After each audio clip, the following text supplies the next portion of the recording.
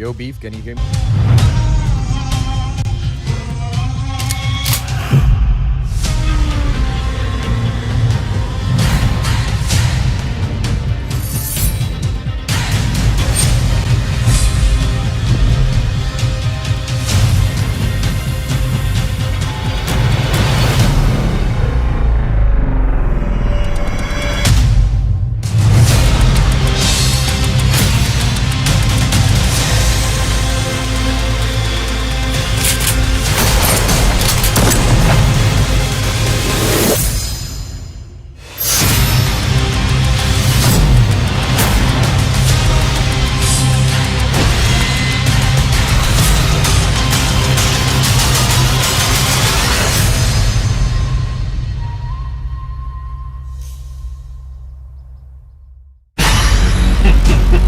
You fools.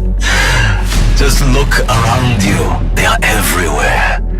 They operate from the shadows, right under your noses. You have absolutely no idea what you're up against.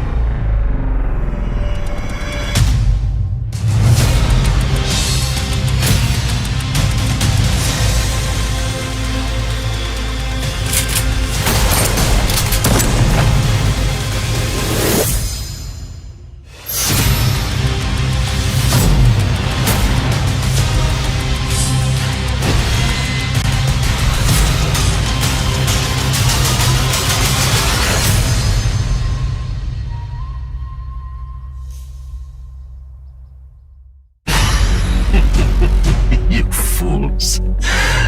Just look around you. They are everywhere. They operate from the shadows, right under your noses.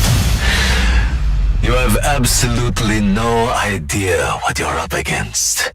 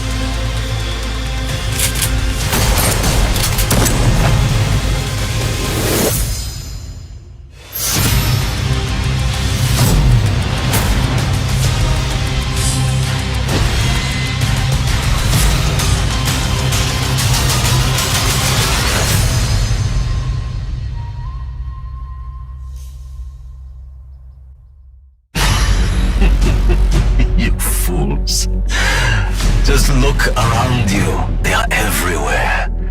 They operate from the shadows, right under your noses.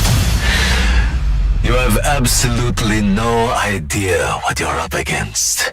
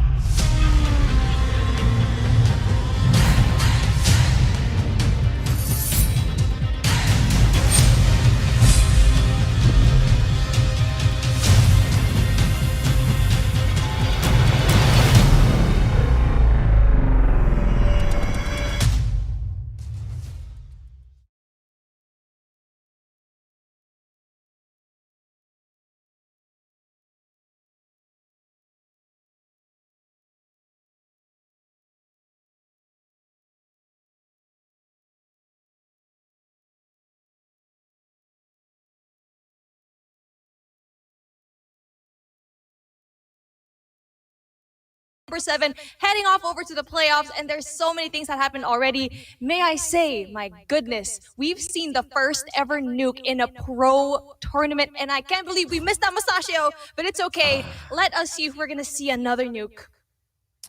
We just might, because unfortunately the nuke was taken against Team Eve. Now, it's not so much of a flex if you ask me, okay? Team Eve, unfortunately they didn't come in here prepared to take on all of the big dogs that they've met in here so far, and they've tanked 5 Ls. And it hasn't been a sweet journey so far for them, but hopefully today things will change for Team Eve. But then again, they are coming across one of the best from MYSG Velvet, so let's just see exactly how the cookie crumbles in here today. Yep, exactly. And from the past few days that we've seen, it's either been a complete sweep or a very interesting, type of gameplay over here. But then let's go ahead with the qualified teams. It is XDG, LXIX, Sukeban, 21 Huntress, Velvet, Gaijin, Invicta, Team Eve, NU Genesis, and AIM Artemis. All of these 8 teams are heading over to the playoffs, where there's only going to be 6 teams that's going to be battling it off for the crown. Ooh, and this is gonna be difficult, man. As we drop in here, ladies and gentlemen, boys and girls, all of these teams have been giving it their best so far in the competition. And some have truly proven to be seated at the very top of all of these in here, right? I mean, we take a look at the likes of XDG, LXIX, who have been able to maintain such a perfect lead in here so far, taking 5 victories and not even dropping 1 series in here. Beef. Actually, they were able to drop just one game against Velvet nonetheless. And I think these 2 teams have been the best so far. And we're talking about this group stage, 8 teams in round robin right now. And again, there's only going to be 4 teams that's going to be in here. So it's going to be the battle, especially if it's going to be for tomorrow, which is going to be day number 7. Now, that is going to be our last day, heading off to the 4-team double elimination playoffs. Okay, now let's take a quick look and see what will we have in here, ladies and gentlemen, boys and girls, because the prize pool that these ladies are fighting for, 1,500 USD for the one who gets that very top spot, 750 USD for the ones that take up that second place. Third place will take home 500 USD, and the fourth spot takes home 250 USD for a total of 3,000 US dollars within the prize pool, Beef. Oh, I'm so excited. Not only am I excited for them when it comes to winning all of these prize pools, but then just the title of being the very first Valkyrie of this whole tournament. And I'm so excited to see what today really has in store for us, especially knowing how well all of these teams really battled it out in the past few days. And now for this one, AJ, what lineup are you really excited for today?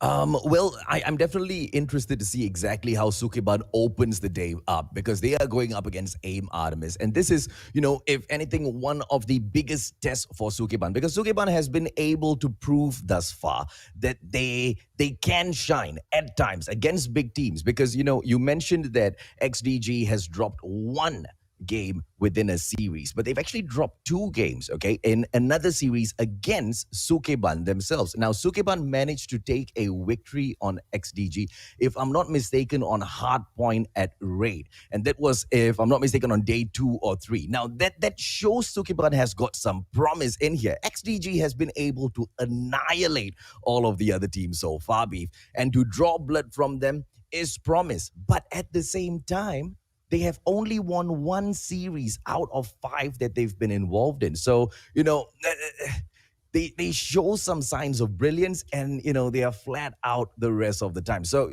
if you compare them to AIM Artemis, on the other hand, they have got a 3-2 victory run at the moment. Let's take a quick look at the leaderboards, shall we, Beef? Yep, exactly. And in our top dog, our top honcho for today, we have rank number 1, which is XDG LXIX with 13 wills. Now, that is an amazing, amazing score. And right below them, not too far away, second place is going to be Velvet. On the third place, we have Gaijin Invicta with 12 as well. So these 2 teams are our top 2. And then for top 4, we have AIM Artemis with 9. We have 21 Huntress in our 5th place with 5 wins. Sukeban in our 6th place has 5 wins. And Genesis has 4. And in the bottom, we have Team Eve with a 0. Yeah, so unfortunately, Team Eve has not been able to capture any one of these matches in here for themselves. But let's see if or not they will be able to step it up today against Team Velvet. Once again, like I said, highly unlikely, but we hope for the best. As we open the day up, Sukeban will take on AIM Artemis, ladies and gentlemen, boys and girls. 21 Huntress will then meet NU Genesis. Gaijin Invicta will take on the biggest dogs within the Valkyrie series, XDG LXIX. And then we'll wrap the day up with a little purple showdown with Velvet as well as Team Eve.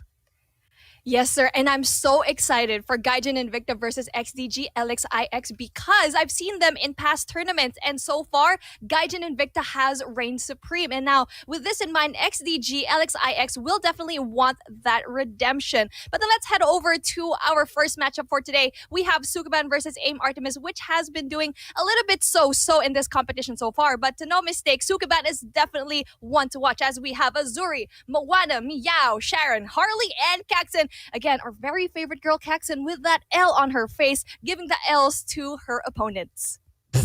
But so far, fat chance, right? Because they've been eating quite a number of L's in the competition. They've only been able to win 1 of their series. And unfortunately, that has only been against Team Eve. They've not been able to show it off against one of the, bigger teams in here. AIM Artemis, on the other hand, that's why I said this is the best matchup and the best opportunity for Sukeban to step it up. Because as they will go up against AIM Artemis, Muji, Azri, Scarlet, Yisa, Kimi, as well as Sammy, will try to, of course, make it as difficult as possible for them. With a 3-2 2 on that win-loss streak so far.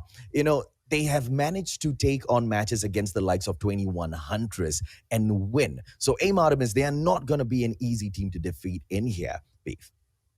Yep, exactly. They were able to get 3 points over 21 Huntress. That's a really big feat. And knowing that 21 Huntress is one of the best teams out there, now that is a really, really amazing feat for them. And also, they took 1 point away from XDG, so that's a really big feat, especially from Hardpoint.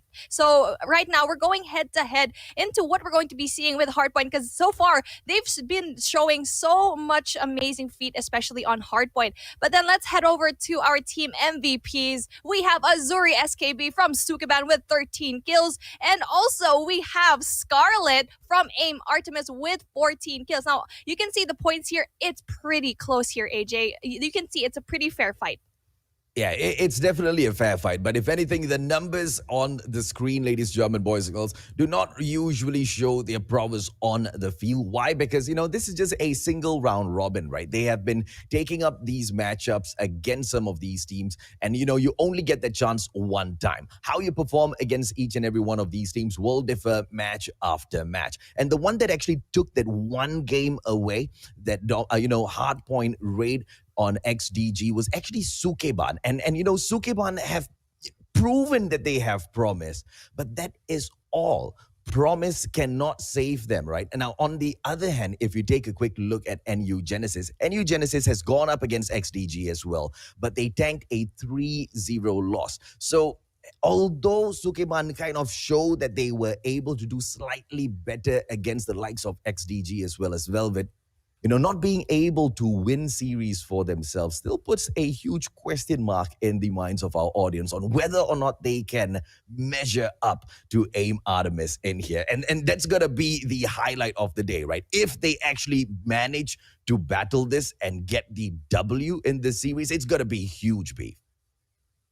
Yep, exactly. In terms of all of these that's happening right now, it's such a... Being in the middle of the pack really brings you a little bit of a different perspective out of everyone, right? Out of everyone, both of these teams really need to step it up if they really want to get that top spot. And again, going over to this one, let's head over to our maps and modes with our Hardpoint Search and Destroy and Domination for today. And Firing Range and Standoff is going to be banned. And who wins this one? Sukeban wins the coin toss, and they choose Raid. Nonetheless, this is their strongest map as they won this one over XDG LXIX, and you already know they will be confident in this map. It is a very nice and balanced map for today, AJ, and I'm really looking forward to map number 1. Oh, I'm definitely looking forward to map number 1 because this was what I talked about. Sukeban won Hardpoint at Raid against XDG LXIX. So AIM Artemis needs to play this to the T. Let's take a quick look at Search and Destroy, ladies, German boys and girls, because AIM Artemis will be able to pick this map. Firing Range and Standoff once again banned by both the teams. And AIM Artemis literally shoving it back into the faces of Sukeban, saying, Really? You think you can win us on Raid just because you took one lucky win off of XDG? Let's go, Beef. Oh, now that is such an interesting pick, knowing how well they actually do it right now. That was a response. That was a choice, and I'm so excited to see what happens in Search and Destroy. But heading over to Domination, again, Firing Range and Raid. Oh, Raid is banned. AIM Artemis knows in this one that it's going to be hard for them to win, which is a really, really great strategy. But I'm kind of questioning how Search and Destroy is actually going to play off, knowing that they picked Raid. But Standoff is going to be the name of the game for Domination. Oh, AIM Artemis seems to have made a huge mistake in here that I hope they've calculated well. Because if they've done their research on Sukeban won one match against XDG, and that was Hardpoint on Raid. Sukeban won one match against Velvet, and that was Domination at Standoff. Okay? They've blocked the wrong map in here. And if anything, this has played directly into Sukeban's hands, ladies and German boys and girls. But can they just win it based on those map picks? Can they win it against a team like AIM Artemis, who have thus far won against not only Team Eve, but against NU Genesis, as well as the Queens of Malaysia, 21 Huntress? Yep, exactly. Really challenging and very confident effort here by AIM Artemis. But here we go. Let's start it off here at Hardpoint in Raid. And we're going to be seeing it here really hot and ready. I'm excited to see what happens here. I don't know if it's going to be a close matchup here, AJ. Let's see. Gaijin with the L on the forehead. Oh, Yisa stamps it down for sure. It is going to be AIM Artemis getting that first blood, ladies and gentlemen, boys and girls. And of course, as we open things up, it's not going to fall very, very clear as to who's going to take this match. It's going to be all warm-ups in game number 1. But it is valuable nonetheless. Sukeban opening the match up really, really strongly in here, B. 11-1. Let's go. They're taking this first hardpoint so well. That defense cannot be penetrated right now by AIM, and they are struggling to actually get that. At this point, at the 15 seconds, if they really need to have that rotation into mid already and into that little room called kitchen, and then it's going to be hard for them, especially right now. They're not even getting that 26-1, and I think that rotation is really pulling through. Oh, Scarlet's gonna get taken down. Ooh, what a way. Sukeban opening up the day, ladies, German boys and girls. Melchi on fire. But as she has said, ladies, German boys and girls, Beef Bobby the lady, square center all the way down into kitchen. That's gonna be hardpoint number 2. Now, who can cook better? Is it gonna be Sukeban from Singapore, or is it gonna be AIM Artemis all the way in here from the Philippines? I've been waiting to try that chicken adobo. I just haven't managed to get my hands on something. Don't worry, the Filipinos will definitely send you some. But right now, we can see here the cook of the day is going to be AIM Artemis, as the kitchen is heavily defended by AIM Artemis. And it's a really good strategy right now, AJ. Look at that. There's 39-20. There's 30 seconds on the clock, AJ. Their strategy of really pushing in early. And even though that team, Sukeban actually went there a bit earlier as well, they were able to defend this one really early. But they're going to have to make that rotation, which actually Sukeban already has. I was about to make a comment that, they are going to lose this for sure because, Singaporeans, although they are really smart and they're really good in life, but, the cooking part, I don't really enjoy Singaporean food. Then again, I realized one thing. Sukeban, they ain't from Singapore. They represent Malaysia, yo. They should have taken the kitchen out solid. That's such a disappointment, Sukeban. They will be able to make a comeback in here, ladies, German boys and girls, as we drop into hardpoint number 3, and that's the garage. Let's see if Sukeban can drive this out of the park as they even up the score. Azuri gonna get taken down, but the stronghold by Sukeban looks like it is quite the problem for AIM Artemis to break down here, babe. Yep, exactly. And right now, Garage is actually the money hill, and they were able to actually go in there and rotate early enough. Very, very good plays, really good rotation and defense. Now, this is one of the hard points that's the most difficult to actually infiltrate, and that's why AIM Artemis has a really hard time going in there. And if you really want to get that, they gave up kitchen and went to Garage right ahead, knowing that it is one of the easier ones to actually defend here, AJ. Yeah, boy, Gaijin with the L on her forehead and on that 10-kill streak right now, together with Azuri bringing in the chopper into the game. She's, oh my goodness, with the wall bag as well. Give them some pace, La Azuri. They are blazing through this so far, ladies and gentlemen, boys and girls. This is exactly why Sukeban was able to nick Raid off of XDG, LXIX. They are good, but they cannot underestimate AIM Artemis. Azuri annihilating her opponents that stand in front of her, and they will be able to drop into the basketball court as well to shoot a few 3-pointers for themselves, Beef. That was a beautiful push here by Sukeban, and they were actually able to get that hardpoint. And even though AIM Artemis went there early enough, they weren't able to actually defend because the score streaks and operations, it is also out already. And right now, they have a hard time, especially with that cluster. What is survival? What is survival? None of Team AIM Artemis is able to pick up those points because Sharon was just sitting down in that locker room for so long. And that was so badly played by AIM Artemis. so well played by Sukeban. And of course, Sammy trying to play the exact gameplay, but unfortunately shut down by Sharon. Ladies and gentlemen, boys and girls, this is the way Sukeban will decide to take it off at Raid. But unfortunately, the fight from AIM Artemis, the attack will not stop. AIM Artemis already poised at that central garden. Sharon comes in there for a shutdown, but at the end of the day, it will still be a highly contested hard point. This is the final one before the rotation, Beef. Yep, exactly. Here we go. And this is the hardest point to actually get into this map. Central Garden is going to be so difficult to defend because there's so many entry points, as you can see here, AJ. And right now, no one can get a hold of it, which what we've been expecting. But the cluster strikes are going to go down, and the op skills are going to go down as well. Oh, now neither side able to pick those points up. AIM Artemis jumping in real quickly. Azuri, she has got the thermite on her. Unfortunately, this XS1 Goliath needs to back away. And here's the thing, right? AIM Artemis, they cannot win this game even though they control Central Garden. And that is something Sukeban already knows. Now look at the rotation on the map, ladies, German boys and girls. As they will pull away, they want to enter Square Center already. And that's exactly where the XS1 will stand. Now this is a gamble taken by Sukeban. They have already sacrificed all the points that they could have contested at Central Garden and aim to secure Square Center. Will this pay off or will they get slain here, Beef? This is probably one of the smartest plays of Hardpoint I've seen in this competition so far.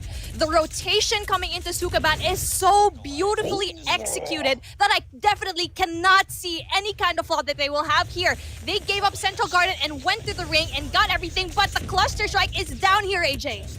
Oh, now let's see exactly what they'll be able to bring through, because it was the team of AIM Artemis that goes in, dropping that cluster strike and picking up the hard point as well. But Sukeban have already pushed those points up to 118, 104. This is the catch-up gameplay. Here comes Gaijin with the L on the forehead, just slaying everyone in front of her. Now unable to pick up those points. Why? Because there's an XS1 Goliath in their house. Gimme just slaying and doing all that is possible to help AIM Artemis continue to stay in this game. They will play catch-up, but that's all they can. The Malaysians are just so close to closing this off, ladies and German boys and girls. 26 more points, but we will have to go in for that rotation. Back into the kitchen, and round number 2 in this cook-off, Beef. Can the Malaysians get it done?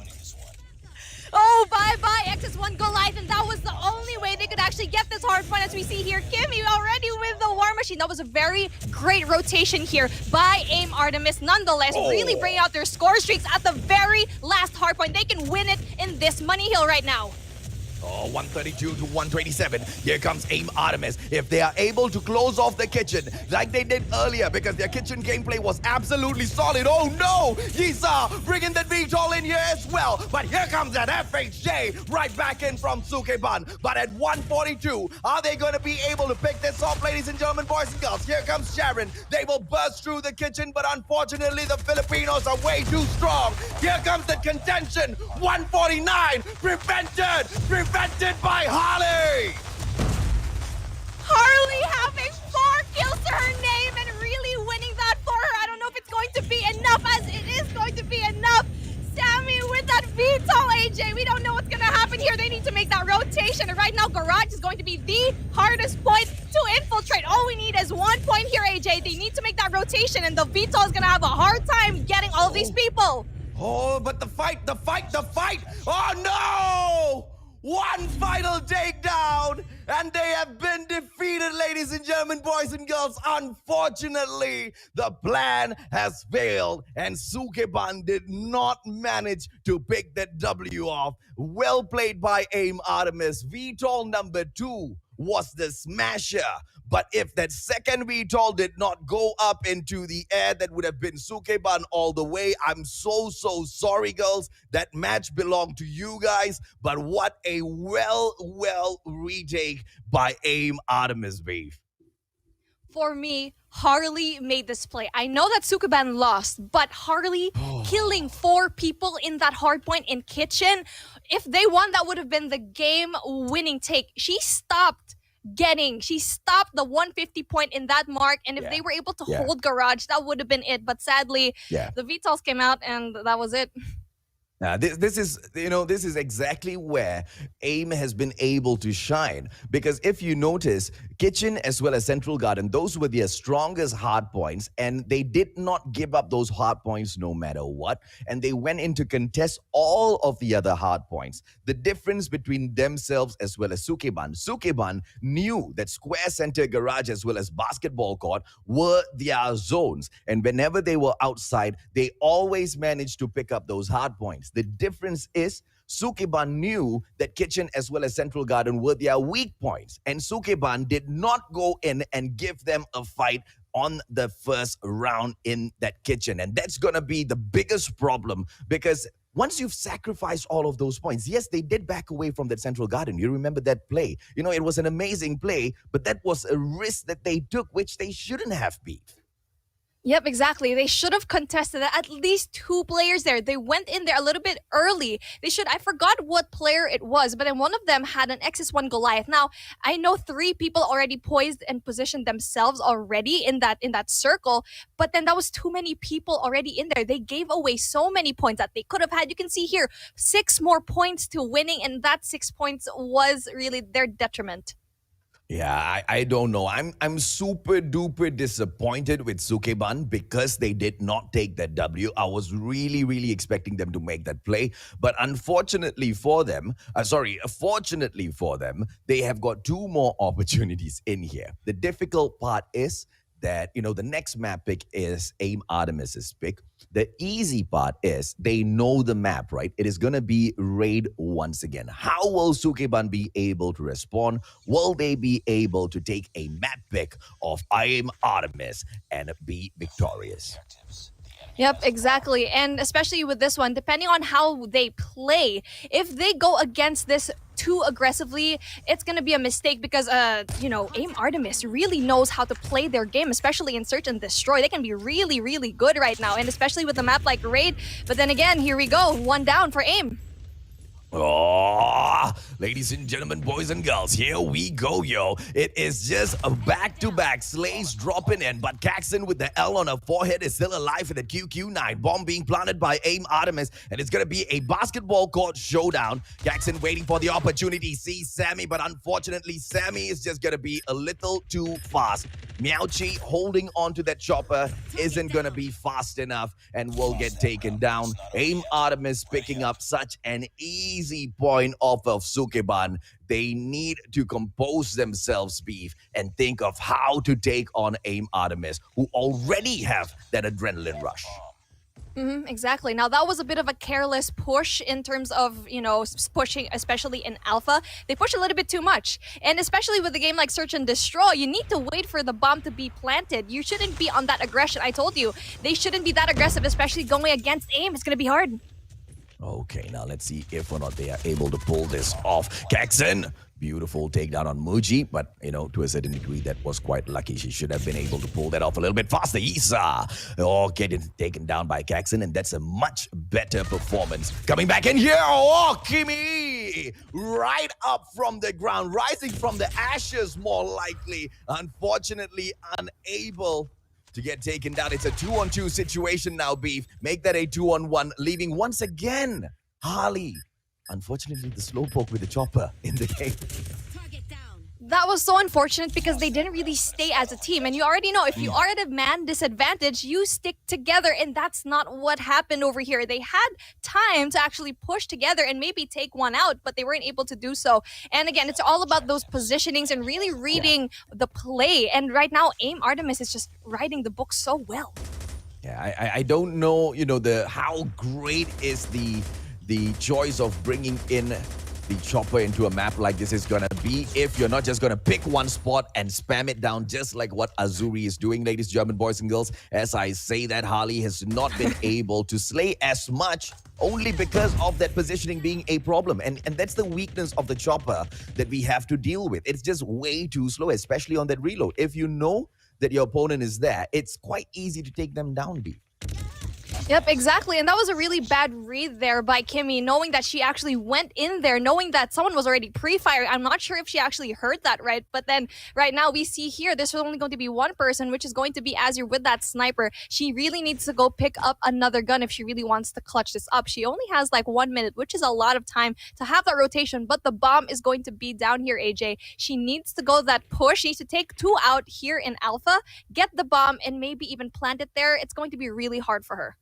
Yeah, Meowchi 51 leaves the seconds. game. Oh, okay. Hopefully she gets back in here because that's going to be a problem. Now, it's going to be quite difficult for Azri to take this, especially with the timer just ticking down. 40 seconds in here, ladies and gentlemen, boys and girls. And, you know, going back to the chopper gameplay. Oh! Beautiful flick on Caxton. Takes it in the forehead, ladies and gentlemen, boys and girls. They just removed the L instead. Oh, wow. Now, this is going to be very unfortunate, but we're going to have to actually go back again to us for us to be able to actually fix this. But then it's going to be a 1v1 situation here, AJ. This is not going to be really easy, especially with 13 seconds on the clock right now for Azri. Oh, Azri should be able to get this, but she knows exactly where she's. Oh, my Lord. But then again, I think they're going to remake the room. So I don't know if or not that win is going to count, ladies and gentlemen, boys and girls. But if that win counts, what in the world were they doing? Hopefully. Sorry, come again, production? Oh, it's going to be 3-0. Oh, that's going to be unfortunate. But I think it's going to be, I think there's going to be a comeback for Sukeban, maybe. Hopefully, it's going to be a fair fight. If they win this one, then it's going to be difficult. That is probably like the most anticlimactic win of a search and destroy ever. Because what were they? Why did they stop playing? They clearly stopped playing. Why did they stop playing? I mean, could they not hear those footsteps? I don't understand. I mean, I understand Meowchi already exited the lobby. You keep playing until the referee blows the whistle. And in this circumstance, right, you are in an online scenario. You're not going to be able to hear the whistle. So you just keep playing till no matter what. Unfortunately, they didn't, man. That's a beautiful clutch coming through for the side of AIM Artemis. It's okay. I feel like they just stopped there not knowing that the round was going to be counted. I think that was the case, but it's okay. You know what? You still have a lot of time to really come back. We've seen a lot of comebacks already, especially in Search and Destroy. Now, it's going to be interesting how they actually respond to this, knowing that they're kind of under pressure right now. Sukeban, especially with Meowchi, really maybe having like an unstable connection. That's really unfortunate for this one. But then again, let's see what's going to happen. Maybe we can see another miraculous run here by Sukeban. So, I don't even know what to say. I expected more out of Sukeban, right? And it is only because of the promise that they've been able to show in here. Once again, we will go over exactly where Sukeban stands in the competition. They have not been a team that is able to win all of their series. Out of 5 series, they have won 1 and they have lost 4 series, okay? But here's where they have shown promise. They have shown promise by taking away 1 match from XDG and 1 match from Velvet. Now, these are actually 2 very, very big achievements. Now, you can't write them off as, just one-hit wonders because XDG as well as Velvet, they really, really play clean series all the time. They want to go out for that win. So these are big achievements. But unfortunately, Beef, it's not happening here now.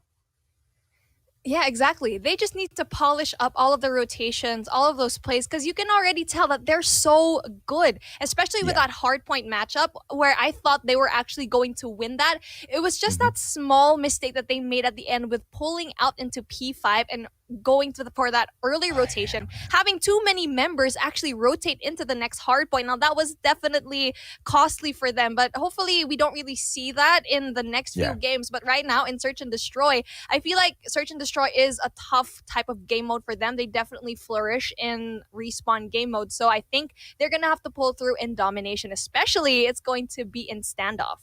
Nah, it's not going to be enough for me because, like I said, they've already lost 4 series. They've only won 1 in here. Sukeban, they don't have a choice. They need to get a victory in here if they want to make it to the playoffs, right? Because how many more days do they have in here? Not many at all. So if they are unable to make it through this series, unable to make a crazy comeback at the Search and Destroy, as well as take that match at Domination later on, it's not gonna end very well, because they're gonna be one of the 4 that don't make it to the playoffs.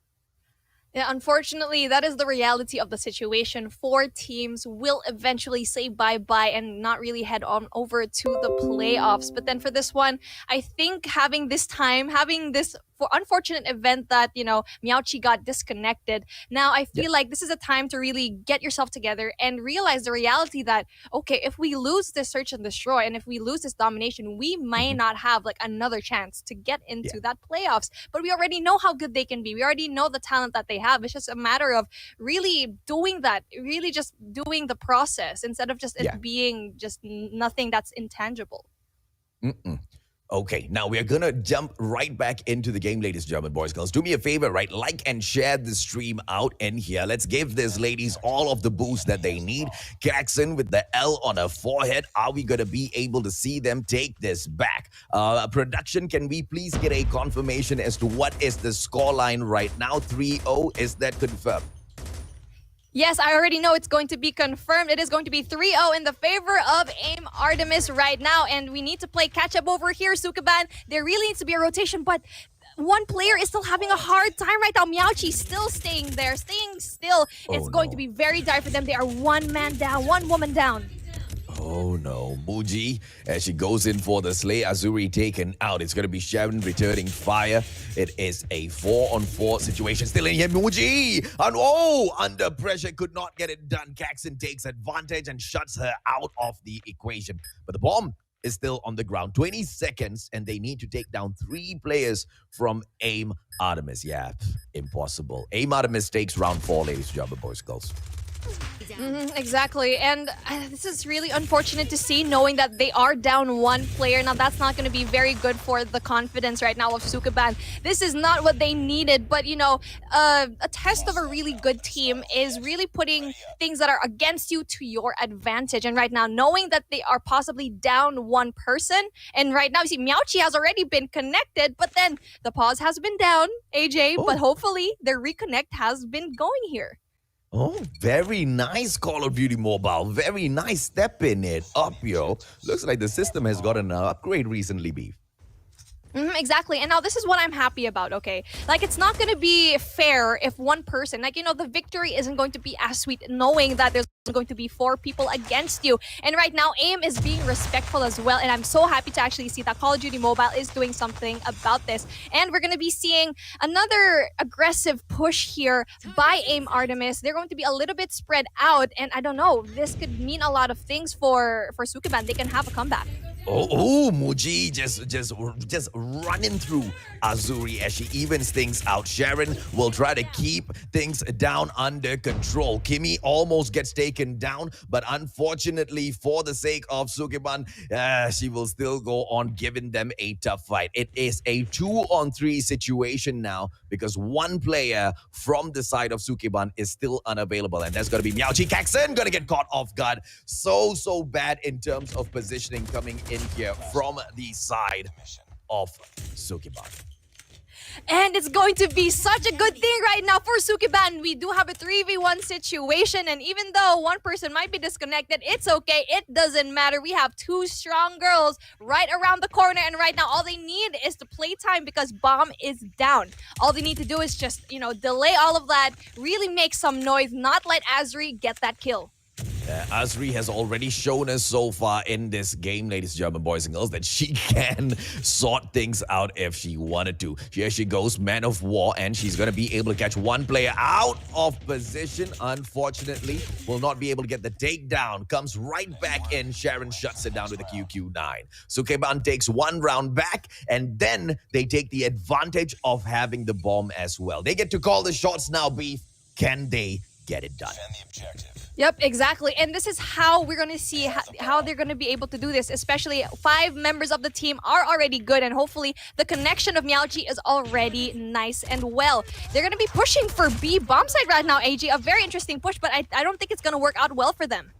Okay, now let's see if or not we'll be able to see them get this done. Muji with a beautiful takedown, unfortunately gets shut down by Miaoji. Miaoji is back in the game to scratch, ladies and gentlemen, boys and girls. It is going to be a 3-on-3 situation. Miaoji on the bomb. Are they going to be able to go in here for the plant as the pressure from Azri will go in to delay them just for a couple of seconds? Caxon, beautiful positioning this time around, will be able to shut the problematic sniper out of this round, just leaving Kimmy all alone. But this QQ9 melting point in her hands will be able to shut down her opponents. No, says Azuri. Man, AIM Artemis tried to go for that pinch, but then they didn't have enough people to actually execute that properly. What happened was they got picked one by one. One tried to go for the flank, one tried to go for mid, and one tried to go from laundry. And that would have been really good if they had more members. But then sadly, it did not push through. As we can see here, Sukeban is going for Alpha. Okay, now let's see if or not Azuri. Oh, Azuri! This time shutting out Miaoji. Yeah, good as well not come back into the game, she says. That reconnection, not going to do you too much of good. Kimi takes down Sharon because of that setup. It is going to be the trophy system perfection. Caxon, beautiful positioning, gets the spot on a player from AIM Artemis as well. She won't be able to go in for the wall bang as Sammy shuts her down. Harley, one player left, and I'm very happy to see that she's switched on over from that chopper to the QQ9.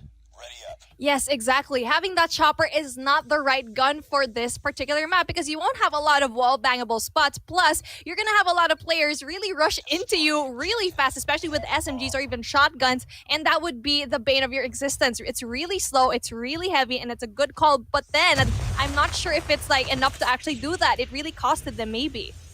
Okay, we also have to consider the fact that, when on the defensive side, you don't really expect Harley to be running around with that chopper. She just needs to lock down one position, and that's been the biggest weakness because I don't think she's been able to position herself well. Caxon, on the other hand, has, had a couple of those moments as well, but we see her improving within this series itself. Azuri this time going in, catching a player, and will be able to distract them for a little bit. Muji has to run away. The chase will come through as Caxon takes a two-piece for herself on the offside. On top of that all, Azri shutting it off with a headshot there, Beef.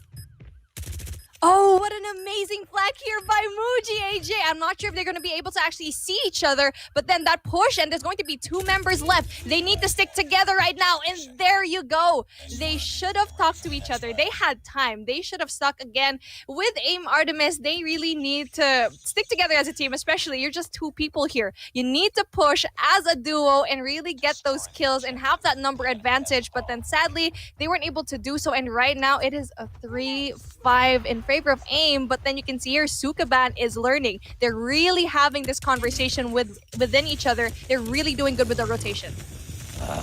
What was that? Why did they run straight into her? Muji should be able to shut this off as well. Sharon taking down Sammy, proving to be a pain. Muji, she will play a ring around the rosy, but unfortunately for Sharon, Kimmy gets that backstab on her. A 2-on-3 situation. Caxon with the L on her forehead, still alive in this game, together with Azuri, who has been able to swing things around towards Sukeban. If this is a situation where they do not have the bomb, AIM Artemis has got the defense shut down. What can they do, Beef? Sukeban, look behind you, because right now they're not checking their flank. Okay, but then Caxon checked it, but then it could have been a little bit too late for them, and it's going to be difficult for them to actually really take this one, as Caxon is going to be the only one left. She really needs to make a play here, especially there's only 55 seconds on the clock. Granted, there's a lot of time, but then there you go. That was very unfortunate, as it was match point. We can see here AIM Artemis yet again with a win. Unfortunately, there was a disconnection. I feel like that really missed out on their mojo. Never mind. Because you could really see the way they were playing it for the last few rounds at the very least, that they were giving it their all, right? Unfortunately, they were shut down. AIM Artemis was the better team. That's something that Sukeban just needs to take as a very heavy tap on the wrist. But here's the problem, though. The problem is there is no use giving up on Sukeban just yet because they still shine through in many parts within this matchup itself. And there's still so much of promise from this team. I am hungry to see more from them, Beef. Yep, exactly. But then let's head over to our breakdown. And right now, Ms. Caxton with the L on her forehead has 7 kills, being the MVP for her team. And right now, Muji, being that amazing slayer for her team, has 7 kills as well. Muji really proving to everyone that she is such a great, great slayer, especially with that QQ9 with that red dot attachment. Please send us your attachments, please, because we really need it. Yeah, so this particular post-game breakdown, I don't think it gives you your proper MVP because of that restart. Because Azri, if you ask me, shined the brightest, with the sniping skills that she dropped in, even with the clutch itself. It was true perfection. Either way, as we went in there for that refresh, AIM Artemis truly showing that it's not going to be just that one person shining all the time, right? You drop them in match after match. They play a full-on solid teamwork, and they get both of the raid maps. Unfortunately, Sukeban will still have to fight, but will they be able to just pull one back beef at standoff? You know what? I really, really want Sukeban right now to win this domination round, and knowing how well they can actually do in standoff. They were able to win this particular map and in this particular game mode, but then again, they are going against AIM, and I feel like AIM has studied them well enough to have an upper hand, even though that Sukeban actually picked this map. We'll see. Yeah. But then with the connection problem that Sukeban has been facing, I'm not quite sure if they were able to do that. Hopefully, if they do have that connection back again, maybe they will actually get this domination round.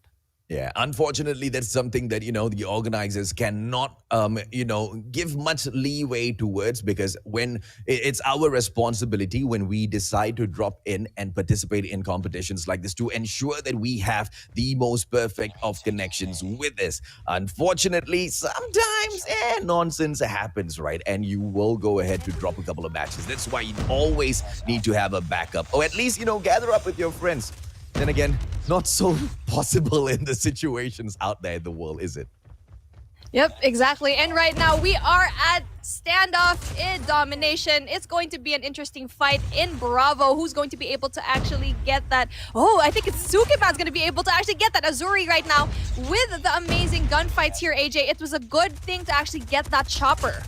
Okay, now this is the map that they took, right? Exact game mode, exact map against Velvet. And Velvet has truly been one of the strong horses of the competition in here so far. I mean, they are the best in terms of MYSG, and they have even been able to take it up against some of these strongholds from the Philippines and take them down, except one team. XDG has been able to outshine them. We will be able to see how those teams perform later on today. But for now, AIM Artemis is showing Sukeban that it is not gonna be very easy to nick 1 point off of them. Now, what I'm seeing here on the map is that not a lot of these players are actually getting those anchor spots and really getting those power positions. And you're supposed to actually get one off of Statue. And right now, we actually see Issa over there doing a really, really good job. And right now, Bravo is going to be a war zone, but it's going to be a nice cleanup for them. And right now, they need to have someone over at Blue House. Sukeban needs to have that anchor off of Blue House, and also Granny to be able to get those kills and gain Bravo back. Okay, now let's see exactly how we take this, right? Because that alpha spot that Sukeban has is literally their spawn spot. So they shouldn't be losing alpha, right? If they lose alpha, they're going to have a big problem here. AIM Artemis, on the other hand, will be able to hold on to the Charlie spot for quite a long time. Bravo is going to be the biggest point of contention, and Sukeban is going to drop in to contend for it real quick. I want to see them go in and reset the spawn of AIM Artemis and then hold a alpha as well as Charlie locked down at stand-up. I want to see if or not Sukeban is able to do that, because this Bravo fight is going to get boring at a certain point, and AIM Artemis is going to win that fight.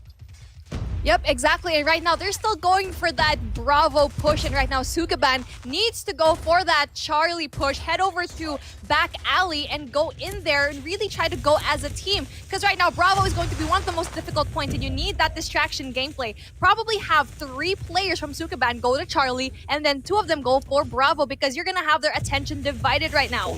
Oh, beautiful, beautiful. Ooh, you see, this is the problem. They're playing a game that's way too direct. They need to drop drop into hotel shortcuts, drop by the gas station, go in for a quick refuel, and then place the pressure from the warehouse location on towards the guerrilla base. You can take the second floor of that warehouse and you will be able to shut down the Charlie area, which is just outside of the Guerrilla Avenue. Now, that is something that, Sukeban is not doing, and they forced the issue though. They are playing the rough game at Bravo. But that's only going to be giving off a lot of kills to AIM Artemis, raking up those score streaks towards that endgame, which they'll be able to bring. But Sukeban is actually doing such a good job right now. They are catching up with their points, doing a really good job with that defense. But then again, here we go. They are going to be spawning over to Alpha yet again, and with a really direct push from B. I don't think these teams are really planning for that triple cap, and they're having a hard time with that. No one seems to be pushing, like really over pushing, and I'm not quite sure if that's the right way to go. They're really just trying to fight for that Bravo flag. Yeah, so... And AIM Artemis can continue to do that because that is just a straightforward game and they can win straightforward games. Sukeban, unfortunately for them, they are not at the level where they can win those straightforward plays just yet. They need to pull off an upset. And the one way to pull off an upset is just strike where your enemy is not expecting and just catch them off guard. Keep them at that point of surprise throughout the whole game. Kimmy, as they get slain in here, the hotel yard just gets lit up, but it's going to be the same story no matter what they try. It's going to be a back and forth.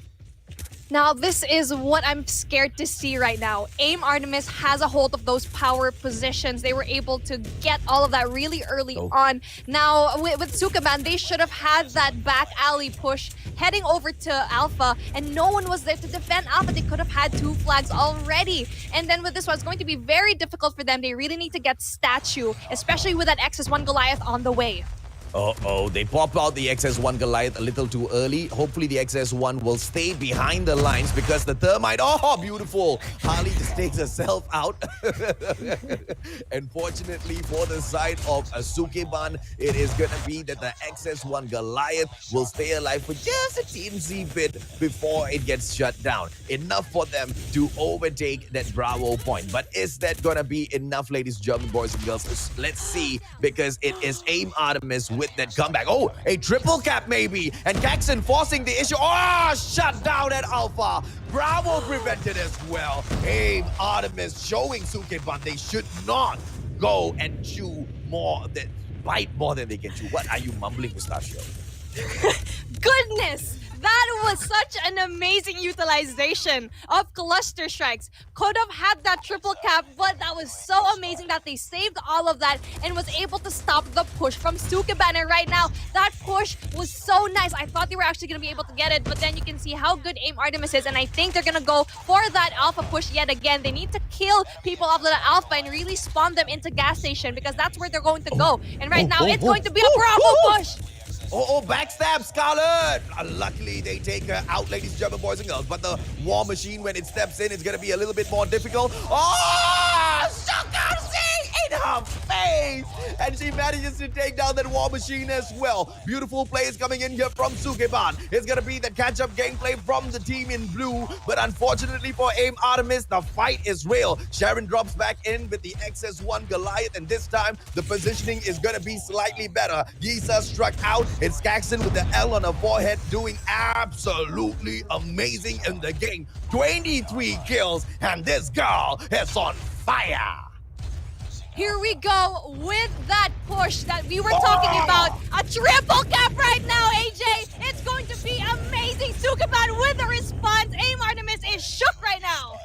Oh, Sukeban, can they get this done? They've taken it against Velvet, and this is what I'm talking about. These girls have so much of promise, and whenever they show this bright side, whenever they show that they shine, they show us that they are ready for all sorts of challenges before them. Can they remain consistent in the competition is only my question, but unfortunately for AIM Artemis, Sukeban will be able to draw blood from them as well as they take the victory. This has been Domination on Standoff. And we already know that they were going to be so good in this map, knowing that they beat Velvet, one of the top teams in this tournament so far. And now that was an amazing push. push. You know what happened there? They were able to capture Alpha and get rid of those people over there from AIM Artemis because they know that if someone dies in Alpha, they are going to spawn all the way to gas station, and there are already Slayers positioned in that area to kill them. So what's happening? It's a spawn trap galore. They were able to get that triple cap nice and easy. It was an amazing play from them. This is what I was expecting out of Sukeban. This is what Sukeban is capable of. What Sukeban is unfortunately not capable of right now is remaining consistent. And just through this match, through this series itself, we've been able to exploit some of their weaknesses in here, right? When we dropped in for game number 1, when we looked at Hardpoint and that was taken off at Raid, which is a map that they were really confident with. They just couldn't get a hold on the Central Garden as well as the Kitchen Beef. And if that continues to be one of their biggest weaknesses in the competition, you are for sure the other teams will exploit it. Gaijin with the L on her forehead will pick up the MVP this time around. 27 on that Slay Beef. She definitely has been shining all throughout this competition. You've seen her growth. The confidence that this girl has is definitely amazing. 42.52 for her score is amazing. You can see here from the girls in AIM Artemis, you can see Issa is going to be MVP, but then look at that scoring. 26.09 is so far. It's not even half of what they have. And right now we can see here the response by none other than Sukeban. They are such an amazing group, and I hope they actually take that confidence and really take it to our last day for tomorrow, and hopefully they will have a chance for that playoffs. I don't know how their chances in here is gonna be, right? Because although they've managed to draw blood a little bit, there's just very little, right? They need a beautiful W, a perfect series in here. They've got one more opportunity. Let's see if they can take it, right? Because thus far, Team Sukeban has been able to show that they've got potential and just potential. AIM Artemis will take the series this time around as they will take 150 to 144, a hard-fought battle at Raid to open up the day, and then a clean victory at Raid once again for that search and destroy. But Standoff would have been dominated by Sukeban. Yep, exactly. And if I were to be honest, if I was against Sukeban in a respawn match, now that is going to be really scary for me because I know how well they play. They are so smart. Then unfortunately with that hard point, it's going to be a difficult one because they just let go of one hard point just for having that early rotation. Especially here, we can see it. This is probably like one of the amazing parts here of Hardpoint. You can see here they had such a strong hold over here in Garage. They were actually able to get a lot of points here, but sadly it was at the end that they started to falter, and that was very costly for them. They should have won this Hardpoint. They should have definitely won this hard point. I was very disappointed that they didn't take this. If anything, this was the series that, I did say this, that, this is their biggest series. They've got a lot of, stuff to prove in here. And if anything, it is the perfect opportunity to take a W. And they themselves proved it, right? They fought all the way up to 144. They just didn't fight for the kitchen and Central Garden enough. If they had not given away 3 points, we would be seeing a series winner that is Sukeban and not AIM Artemis. Exactly. They weren't able to push enough. They weren't able to actually defend that. As you can see here, they were there early. You can see as the map is actually showing us, they weren't able to actually win those gunfights. I feel like it's because they were a little bit confused already at that point, especially having that pressure of having 149 for the other team. And that's where you can see professionalism at its finest. You can see AIM Artemis definitely showing such a really good strength, especially knowing that they are at an advantage. They will definitely get that. But then over here in Search and Destroy, yeah, we can see here someone got disconnected, but then, you can always just get that and really brush it off. But then in a competition like this, it's going to be very hard to have that disadvantage. Yeah, so a couple of times in the Search and Destroy, we saw that, Gaijin was really off her positioning. Harley as well wasn't able to maintain a very great game.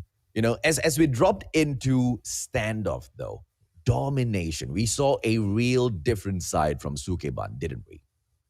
Yep, exactly. A completely dominating game here. Now, I can already see how smart these girls are, and I think it's just all about that experience really going into these tournaments. And I'm so excited to actually see Sukeban again because I can already see, as an analyst, their pushes are very interesting. I feel like their weak point is actually really search and destroy. It's like they don't know where to really position themselves.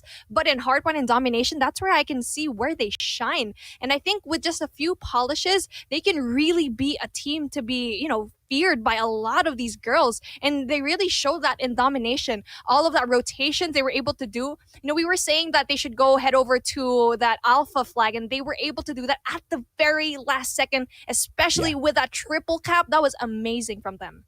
Oh, no doubt at all, right? Truly, truly impressed by Sukeban. The only problem is I expected even more. Yes, I was impressed, but I expected to be even more impressed with that W that they could have taken if only they had pushed themselves a little bit more in here, ladies and gentlemen, boys and girls. But that is exactly how the cookie crumbles at the Valkyrie series. And the MVP will be picked up by none other than AIM Sammy. Average kill on 14.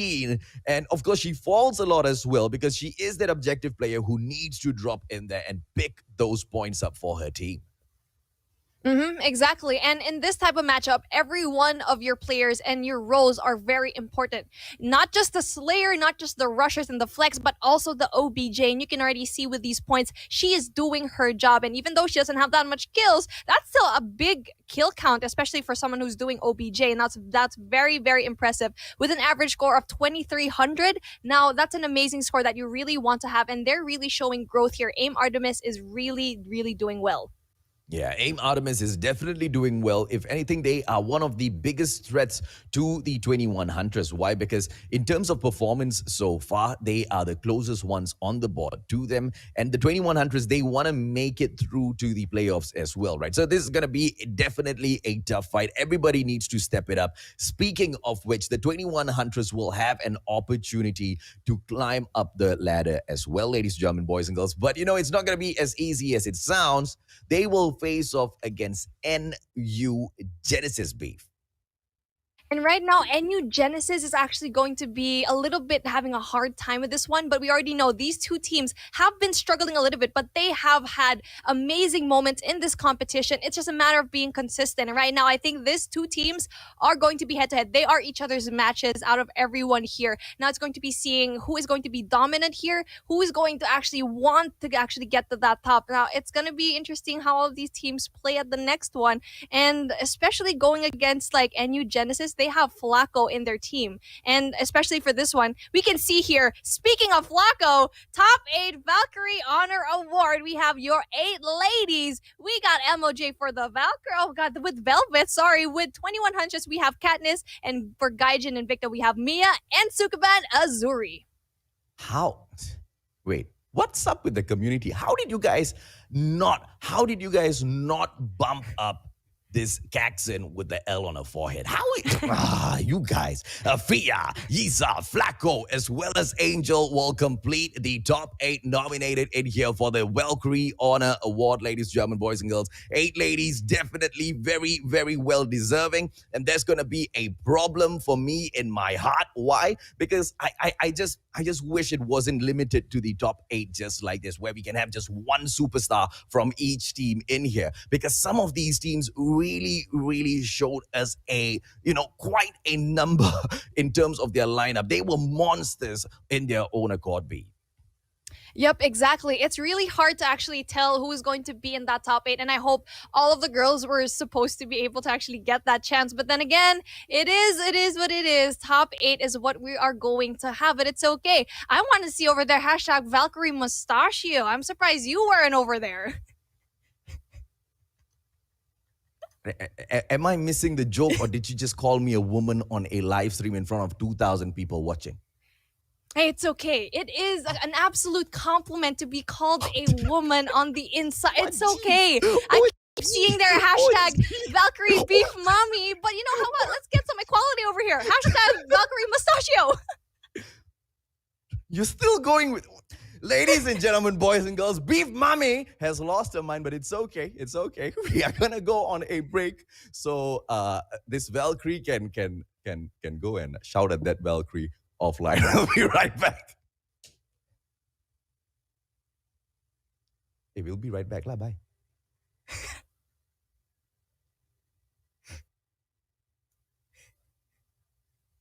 Why are you crying?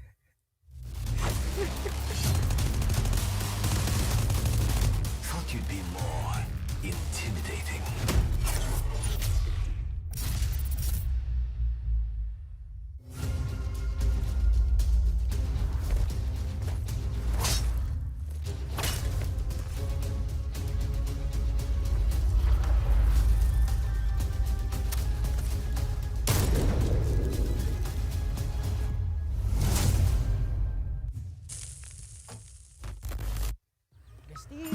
Sabi mo hangout tayo, puro ka naman games eh. Sabi ko naman kasi sa'yo, subukan mo to. Mag-i-enjoy ka, promise. Hindi nga kasi ako gamer eh. Pero sige na nga, hindi lang to Wow!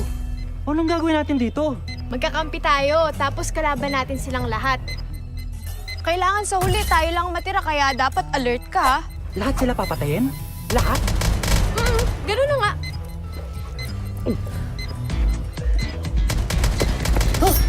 Enjoy lang tayo, Time for the mission. Get ready.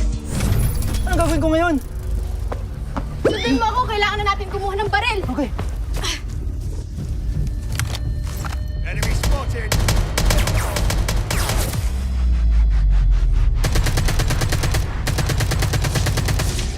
First blood. Uy!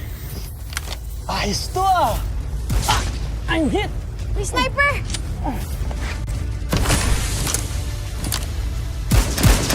Teka, i-heal kita! Thanks, Westy. Using adrenaline shot now.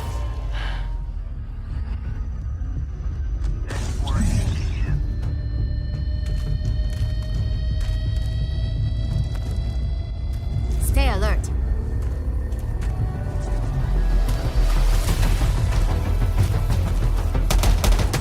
Go, go, go! Nice! Subukan mo naman makatakas sa susunod! Konti na lang! Watch your six! Only 2 teams left, getting close to victory.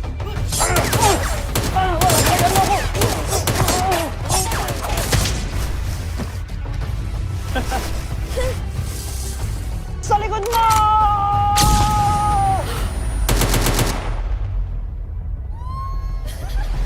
We have a winner. See? Sabi kasi maganda, di ba? Tara, isa pa! Tara, tara! Start mo, start! Sige.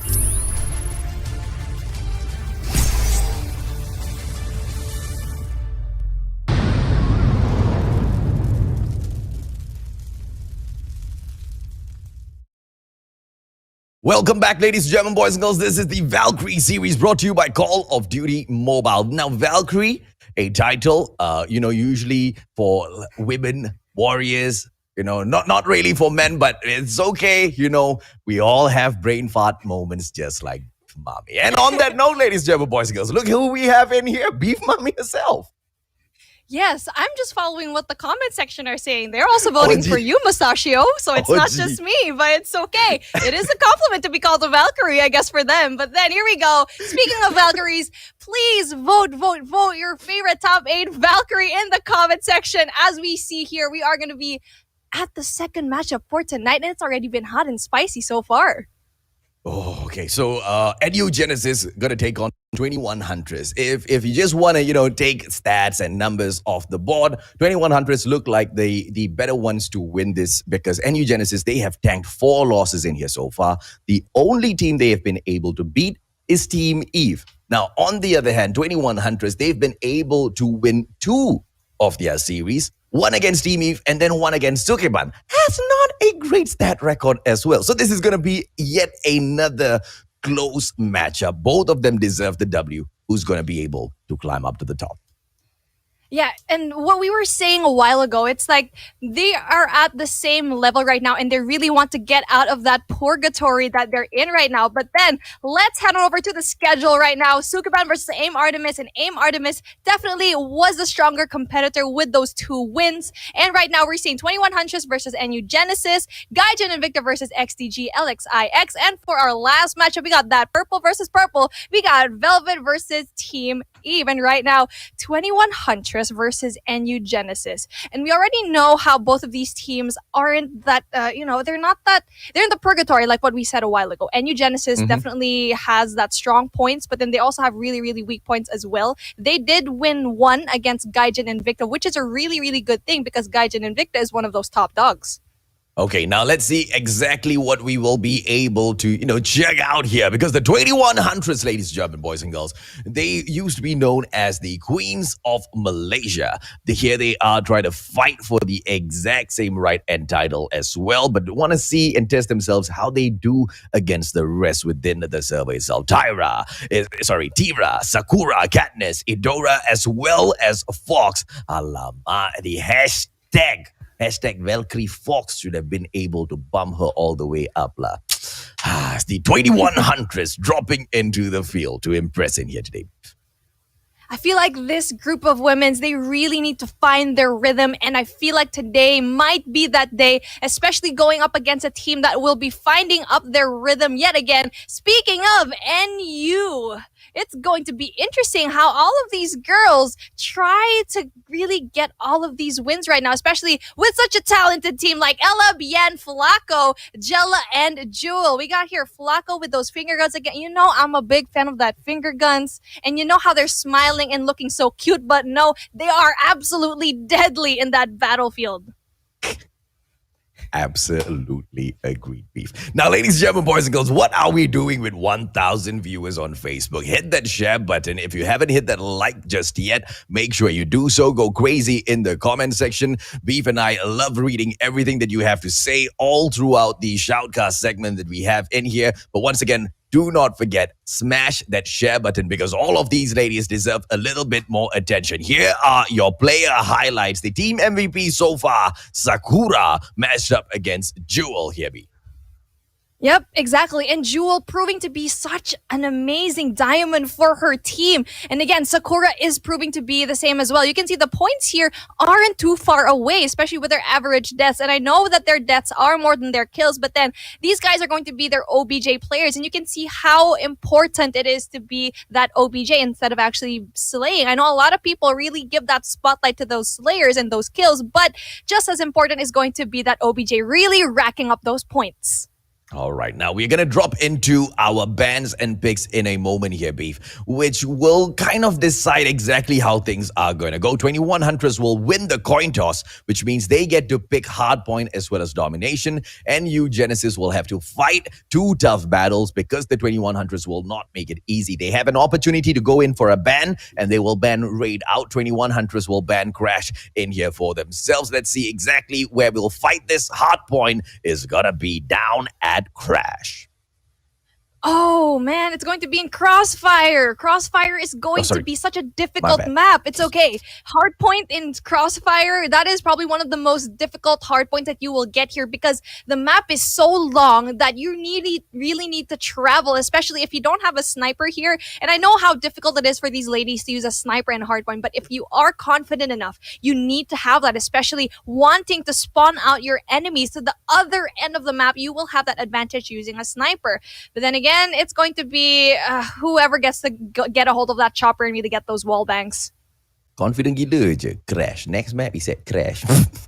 And you, Genesis, will get to pick map number 2. Standoff and Tunisia against Bandoff. Let's see if the Mustachio can say this right this time. Raid will be where we fight off Search and Destroy. We've already had the delight of being, shown the entertainment whenever we bring the bomb into Raid in the first series of the day. Let's see exactly how NU Genesis looks to capture this against the 21 Huntress. Again, a very interesting map choice here because Raid is going to be one of the most sought after maps out there for any game mode. And now it's going to be interesting how they actually get those positions. We don't really know how they play in Raid so far. Now it's going to be interesting how they do so. But then in Domination, Standoff and Crossfire are going to be banned. And Firing Range will be the name of the game. And Firing Range, we've seen this. It's going to be all over the place. You're going to be seeing switch after switch. Alpha and Charlie, no one's going to be safe here. I think it's going to be a really, really close match here, AJ. Oh, no doubt about that at all, right? Because once again, touching back on Crossfire Hardpoint, you've got 5 of these hardpoints that you need to go in there for those rotations. Like you've pointed out already, Beef, super huge map. And we are going to have some few power positions that can be locked down, right? 2 main, 3, 4 weapons are going to be shining in here, but let's just pick 2 main ones, right? That chopper to hold, positions down, as well as pick up a couple of wall bangs, as well as the sniper to lock down those rotations. But of course, it's not a clear-cut victory just if you have those 2 players on the team, because the QQ9 as well as the KRM, they will be those highlights, because this map just creates those opportunities for those close quarters combat, right? So let's see exactly which team picks the W up for game number 1. Yep, exactly. You have such a great point. Having that, long-range weapon like the sniper, really trying to anchor people off away from that, point. But then we also have the people using the SMGs and the shotguns who are OBJ. Yeah. A lot of the OBJs are going to have really close-range weapons because all they need to do is actually be inside that hardpoint and kill everyone off. And then heading over to the people who are going to be slayers. Now, a lot of them are going to have that chopper. They're going to anchor it off, getting those wall bangs, and also the QQ9 as well, because the QQ9 has been cracked this season, and the KRMs as well. So it's going to be interesting how to see in this map where there's no in between. Yeah, this no in between as far as those map picks go. We are going to be able to see these teams. I mean, because at the end of the day, right, Beef, they have been able to secure all of their practices on these maps, right? We know both of these teams, they've grind out as much as possible. And the bans at the very start at least helps them take one of those maps that they're definitely not going to be confident out from the equation. And then you leave the rest to chance. And of course, 21 Huntress, with the win of that coin toss, may have been able to just get an extra advantage here, because 2 out of the 3 games, they get to call those places of, play, right? But then again, things could turn out like how it turned out for Sukeban earlier on. They picked Raid. Yeah, Raid didn't really do them much good. Yeah, exactly. I feel like it was just jitters on their end. They didn't really get to analyze their opponent well enough. They didn't know that having that strength in Raid and having that win in Raid again, it's going to be difficult, because if you win in one map, people can already notice your play. People can already say that, okay, they're probably going to do this again. You're going to be readable for your opponent. And that was their mistake, choosing Raid yet again, knowing that they could have studied that earlier on in the previous match. And right now, Crossfire with 21 Huntress, it's going to be, I don't know if they're going to be able to actually win this. I think we're going to be seeing it with their gun choices when we actually start up the match. Okay, so here's the thing, right, Beef? 21 Huntress going up against NU Genesis. Do you have a favorite? Okay, before Beef answers this, I want you guys in the comment section to answer this as well. NU Genesis going up against the 21 Huntress. Who do you think is going to win? Who are you in here to support? We'll be reading out some of your comments. So if you support a team, don't just say, I support 21 Huntress. No, tell us, I support 21 Huntress because, they have got a very foxy player called Fox, and she just slays on that battlefield. Why do you pick the team that you pick? So, the first one that gets to answer this question, Beef Mame, is definitely you. Who do you think is going to be able to pick the W up in here? I think it's going to be NU Genesis, because if they get their rhythm, they will definitely slay no matter who they're going to be up against. They don't care. That's the thing. That's the thing that I really like about these girls. They don't care if they're going to be up against the top dog or the bottom dog. They're going to be giving it their all. So if they get that rhythm, they are the most dangerous when they get everything together. And especially with knowing that 21 Huntress is also struggling, they will get that psychology and really pump themselves up to be really good. Yeah, because, the 2100s just have got one series more than NU Genesis. That in no way makes them any better than NU Genesis, right? It just could be against the teams that they have taken up thus far. You know, the 21 Huntress has been able to come across more of these teams that they were able to tap out compared to NU Genesis. And NU Genesis might, if, you know, for all you know, end up in a situation like that where their scores are, you know, pretty much tied up. And for all you know, this can be that series where NU Genesis actually equals up the number of wins as well as losses with the 21 Huntress. So there's a lot, you know, to be fighting in here for the 21 Huntress. With this victory, can kind of pull themselves, set themselves apart from that bottom four at the moment. Really nervous to see exactly what's going to go on in here, Beef. But I think I've got my bet on the 21 Huntress, right? Because they have not shined in here as bright as I'm very sure they expected themselves to. And that would have put them into such a crazy, stressful place, right? So let's see if, you know, what they've been able to muster up over the past couple of days to fight back in here. Exactly. And probably one of the few things that I've noticed also from 21 Huntress is that they completely dominate whoever they actually win against. Either they get dominated or they dominate. It's like they have a hard time finding that in between. But then with the matchup with like NU Genesis, they have shown that they can take a game in the likes of giants like Gaijin and Invicta. And we already know Gaijin and Invicta, especially with that Nuki Duki, you can already tell there's such an amazing team, and taking that 1 point away from them, that definitely gives you a lot of confidence, especially knowing that you are struggling. And all of these, you know, girls really just need that push. It's really just having that mindset. And it's not about, you know, being good at your gunfight. It's also that psychology going into a game that you really need to just let go all of your fear, let go of knowing that there are thousands of people watching you, and just get into the zone, get into the game, really, really do well. Just basically do everything that you've studied before going into this competition. And right now, especially, it is their first time going into a pro tournament, and they're doing so well. I'm so impressed with what they had here so far. All right, we do apologize for the delay, ladies and gentlemen, boys and girls, but here we are into match number 1 as NU Genesis try to defeat the 21 Huntress. You know, NU Genesis, they have got Beef Mommy in their corner, and the 21 Huntress, they have got the Mustachio in the corner for this round. Let's see exactly who picks the WR. Katniss going in for a quick, you know, crossover, but that's not going to be mattering as much because you fall a couple of times. It's all right in this non-stop respawn though. Oh, and what an amazing push here by 21 Huntress, already getting those points, really racking everything up. They're actually having a really great time here. And right now we can see NU Genesis is really having their positions down, really trying to get everyone out. And it's a really, really good thing that they did that first, knowing how they had that spawn, because we can see with 21 Huntress, they had that advantage of the spawn being nearer here. And you will always get that advantage if you spawn out there, but they are having trouble really trying to contest this one.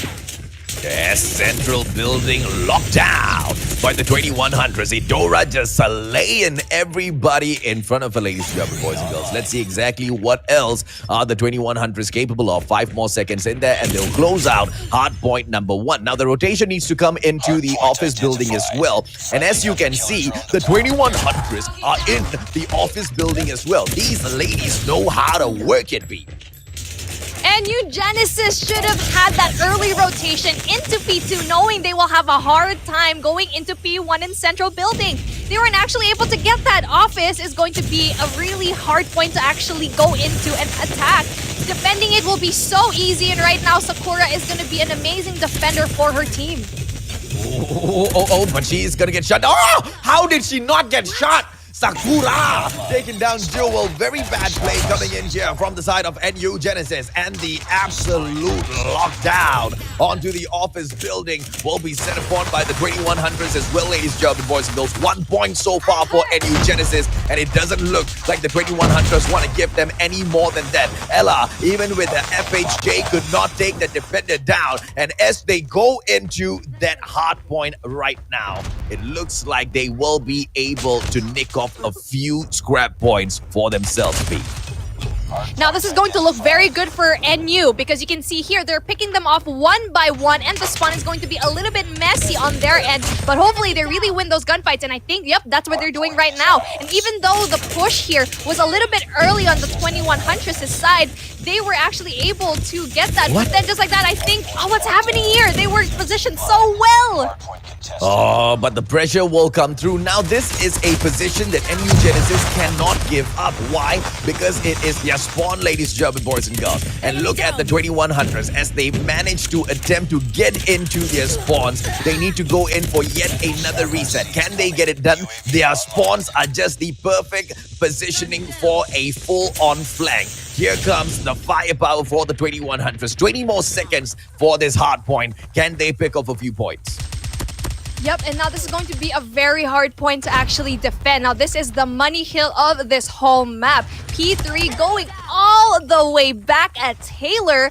It's going to be difficult for them to infiltrate, but then it's going to be good for them as they spawn out all of the members of the 2100s all the way back, and they're pushing as a team. Now they really need to go in here. There's only 2 people here in Taylor, and the rest of the girls here are going to get picked one by one. Oh no, that push was costly. Oh, triple kill. Katniss with the 3-piece for herself. The 4th one in as well before Flacco shuts her down. But it's a 2100 sewing up all of these games together in here, ladies, German boys, girls. Are we going to be able to see NU Genesis step back in there? Because Katniss is on freaking fire. I tell you, she's just ravaging through with her sniper on this map. Flacco with the QQ9. She should be able to make a play in here, but it's a 3-on-1 situation. She shuts down player number 1, goes in for player number 2, but unfortunately, the 2100s will show that they're just way too good in here. NU Genesis finally manages a breakthrough though, B.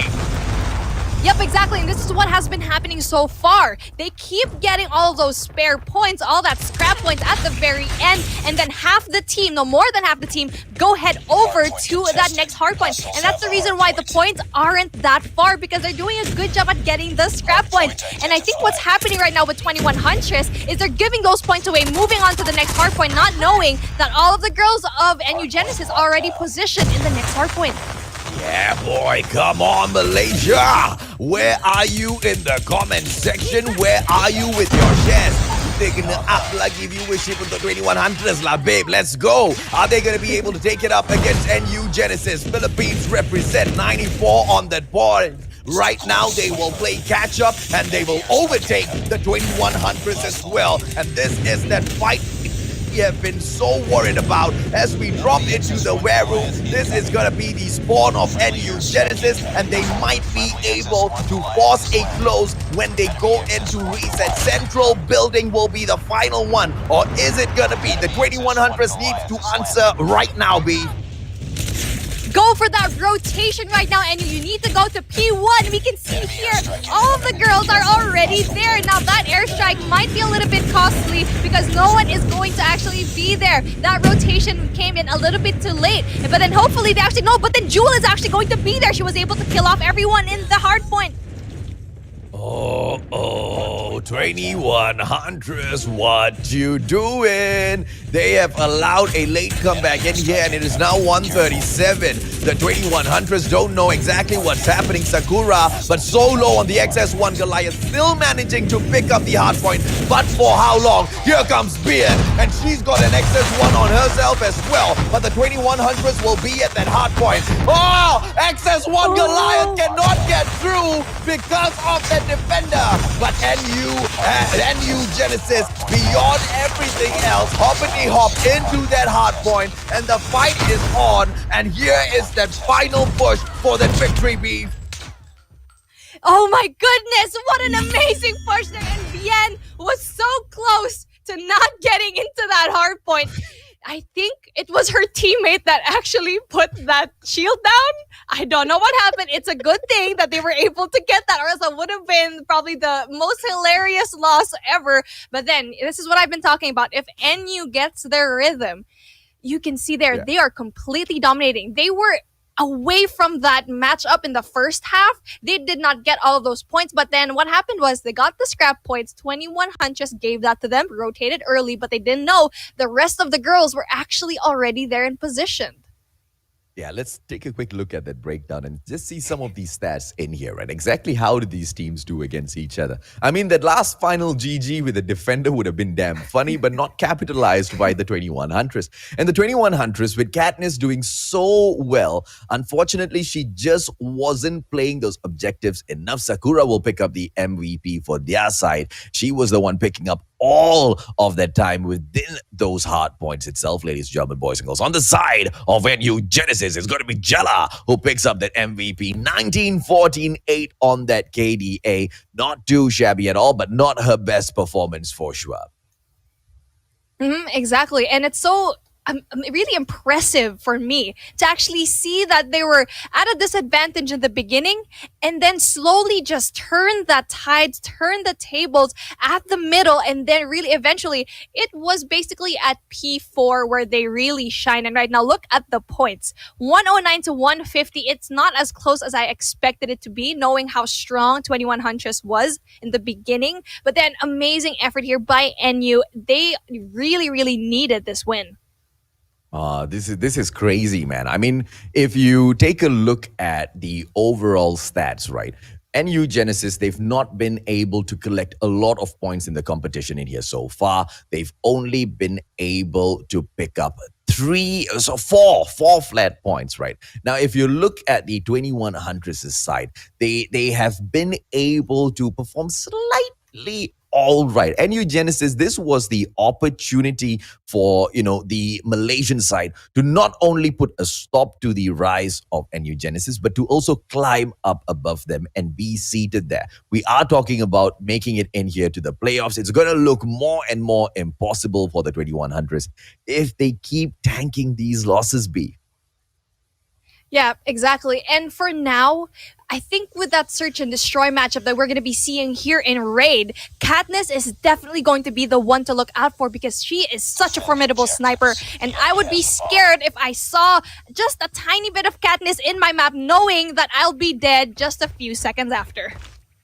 1,700 watching right now on Facebook. That's what I'm talking about, community. Keep hitting that share button so we can increase the viewership for all of the ladies in here. As Katniss looks to shine once again, does not get that shot off. Once again, oh, she doesn't fail. Ella got taken out there. Blacko down as well. And this goal is on fire because Brian gets taken down as well, ladies and gentlemen, boys and girls. Opening the game up with a beautiful 3-piece. NU Genesis is not going to be attacked with her on the opposition side. Now, this is what I'm talking about a while ago. Katniss, you do not give her an opportunity to, if she misses a shot, best believe you do not pick again. You don't really have that chance anymore. And it's rare for her to miss that shot. And again, I think it was like a mistake on Flacco to peek that, knowing that there was a sniper at the other end. Really just having that advantage. That was very, very unfortunate, especially if you have like an SMG. But here we go again, Katniss! Oh, but the invade has already dropped through. But Katniss is still firing off. But unfortunately, Jewel with a 2-piece will take out Tira as well as the one who has been slaying all the way. Jewel will right now fall back as Fox and Edora will bring in all of that pressure. Basketball court retaken. Jewel right in front, low HP. The Thermite will get popped off. Sakura with a 1-shot, 1-kill on Jewel. KRM action. BN, on the other hand, will try to even things out. It's a 2-on-2 situation in here. Edora with the opportunity. Unfortunately, Jella will shut her down. Fox, can she pull it back for the team? It's very doable to actually clutch this up, but she needs to pick up another gun. I'm not quite sure if she actually did that, but she needs to go for that rotation. And right now, having that information that she doesn't have it in A, she's going to have to rush through in 40 seconds on the clock, especially with a sniper like Ben, is going to be very difficult for her to clutch up. Lost that round, but it's not over yet. Ready up. Unfortunately, they will drop one of these rounds, and NU Genesis will pick a really strong one right back up, ladies and gentlemen, boys and girls. Let's see if or not the consistency of that performance from Katniss can shine through in here.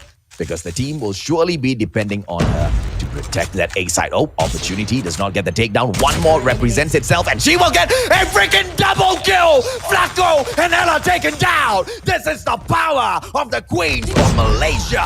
Katniss represents, but Jewel taking a two-piece right back for herself, ladies and gentlemen, boys and girls. How will Captain Katniss be able to lead her team to victory and take the third round in this match, B? It's basically Katniss versus Jewel at this point. They keep getting those double kills. So impressive from both these girls. And right now, it is a 3v3 situation. It's going to be an even playing field. And right now, Jewel is going to have that bomb. And AJ, the plant is going to be clear. Okay, now let's see if or not NU Genesis will be able to hold this well. BN has got the perfect positioning in here for that sniper point, and they will be able to lock down that Bravo site. How will the 21 Huntress take this back? Jella, Man of War in hand, Katniss right there in front of her. Oh, opportunity sees one, gets shut down by none other than Katniss herself. A 3-on-2. BN as well as Jewel still in here. Katniss switches over to the Man of War. Unfortunately, does not shine through. It is that Jewel. Tira, that smoke providing enough cover, but here goes Jewel running behind. Oh, perfection from NU Genesis. But now it is just a one-on-one. Idora, can she get the clutch for the team? 6 seconds on. No. Beautiful play by Jewel, playing for time. Now that is an amazing play. Very, very smart brain plays here by Jewel. Very impressive, and I'm not shocked that she was actually able to pull that off. That 1v1, you could have easily just tried taking on that gunfight, but she knew that time was on her side. And right now, we are at a 2-1 in favor of NU, but still, a lot of things can happen, especially with Katniss being on fire. Okay, now she will be looking for an early takedown in here. BN might just be the unlucky one. Katniss opportunity. BN has been spotted, but the takedown does not come through. Jewel, it's going to be the bomb plant at Bravo, and this invade needs to come through from the 2100 strong in here because it's a quick round being picked up by NU Genesis, which is not going to be the best of plays in here unless they can stage the most perfect defense. Edora and Fox are really doing a good job at staying there, not pushing too hard, and really not having that rotation out, really waiting for all of it. Yeah, very lucky shot there. Yeah, man, it's a 2-on-1 situation. Lucky for her. Oh, Jella, beautiful. But Tira takes her down immediately. Quickly equalized bout back by Ella. Here goes Jewel, as usual, shining for the team. And NU Genesis will be able to pick up the third round in here. The 21 Huntress. Where has their shine gone from round number 1? It's because NU was able to actually read the play of 21 Huntress, knowing that Katniss is going to be at Alpha with that sniper, knowing that she will do so well. Now again, but then the push that's going to be at A, I think they knew that they were probably going to stack B, but then I think it was a misread. But right now, it's going to be favorable for them, as you see here. 21 Huntress are going to be pushed back, but Katniss. Oh, Katniss, beautiful takedown. But Joe, if I'm not mistaken, one of the players from NU Genesis has left the game. Katniss with another opportunity at that snipe. Unfortunately, does not position herself well. BN will take it down. Ella take. Oh, this is just all-out annihilation, man. We lose a player, we'll kill your players. No hull at all. Fox with one final opportunity to take it back for the 21 Huntress, unless it's going to be NU Genesis going in all out for that win. This is the attacking side taken to perfection so far from the Filipinos here. Now, this is what I'm talking about. When you have one person down, that is a disadvantage, but these girls took that and made it into something good right now. And AJ, we saw that a while ago in Sukeban. They lost to one person. They lost Miauchi. But then here, we actually lost one person as well, which is going to be Flacco. And still, they were able to actually win that round. So even though they were at a disadvantage, you can see how professional this baby of a team is, and really winning this round against 2100 is absolutely dominating. But we are going to do a re-lobby, and I think it's going to be the same as a while ago. We are going to be waiting for all these members to get back on. Absolutely. They need to get back on in there. They need to, re-tally out the scores on the board. So it's currently a 4-1 to the side of NU Genesis. 21 Huntress, they get a little bit of a breather in here whilst the lobby is being remade. They can see if or not they can tighten up their gameplay at Raid, but unfortunately, they are just being outshined. Katniss is doing really, really well. She is really standing out, but that's only because of the number of kills that she can get in for the team. Apart from that, there's just very, very poor play from the rest of the team members. We even saw, as they were going in for the rotation at one point towards Bravo, it took 2 players to take down just Flacco herself. Yeah, exactly. And you have a very great point that Katniss is the one that's making the play for her team. And everyone else there is actually scrambling. She keeps giving us double kills, collaterals, and all of that. But the response for them is a little bit too slow on that part. Okay, we see here Katniss getting that double kill. They should have positioned themselves really nicely, but they weren't able to do so. In response, we see a double kill as well by Jewel. Every time that Katniss gets a double kill, you best be sure that Jewel will do that again. The thing is here, it's not just Jewel that's doing a really good job. Everyone else in NU Genesis is doing such a good job as well with the rotation, with that gunfights. Really amazing plays here. Yeah, now let's see if or not, the 21 Hunters will be able to use this opportunity of a breather as a, assist for them to make a comeback in. Because so far, 4-1 taken. Then again, we can just give it to the fact that, the attacking side, they have the advantage to call the shots in the game. Now, Katniss has been amazing because out of the 5 rounds of attacking, she has been able to shut down the opposition, at least in round number 1. So the question is, are we going to be able to see a great and amazing attacking side from the 21 Huntress? Because all we need to see NU Genesis do right now is just lock down those, bomb sites and not allow them in at all.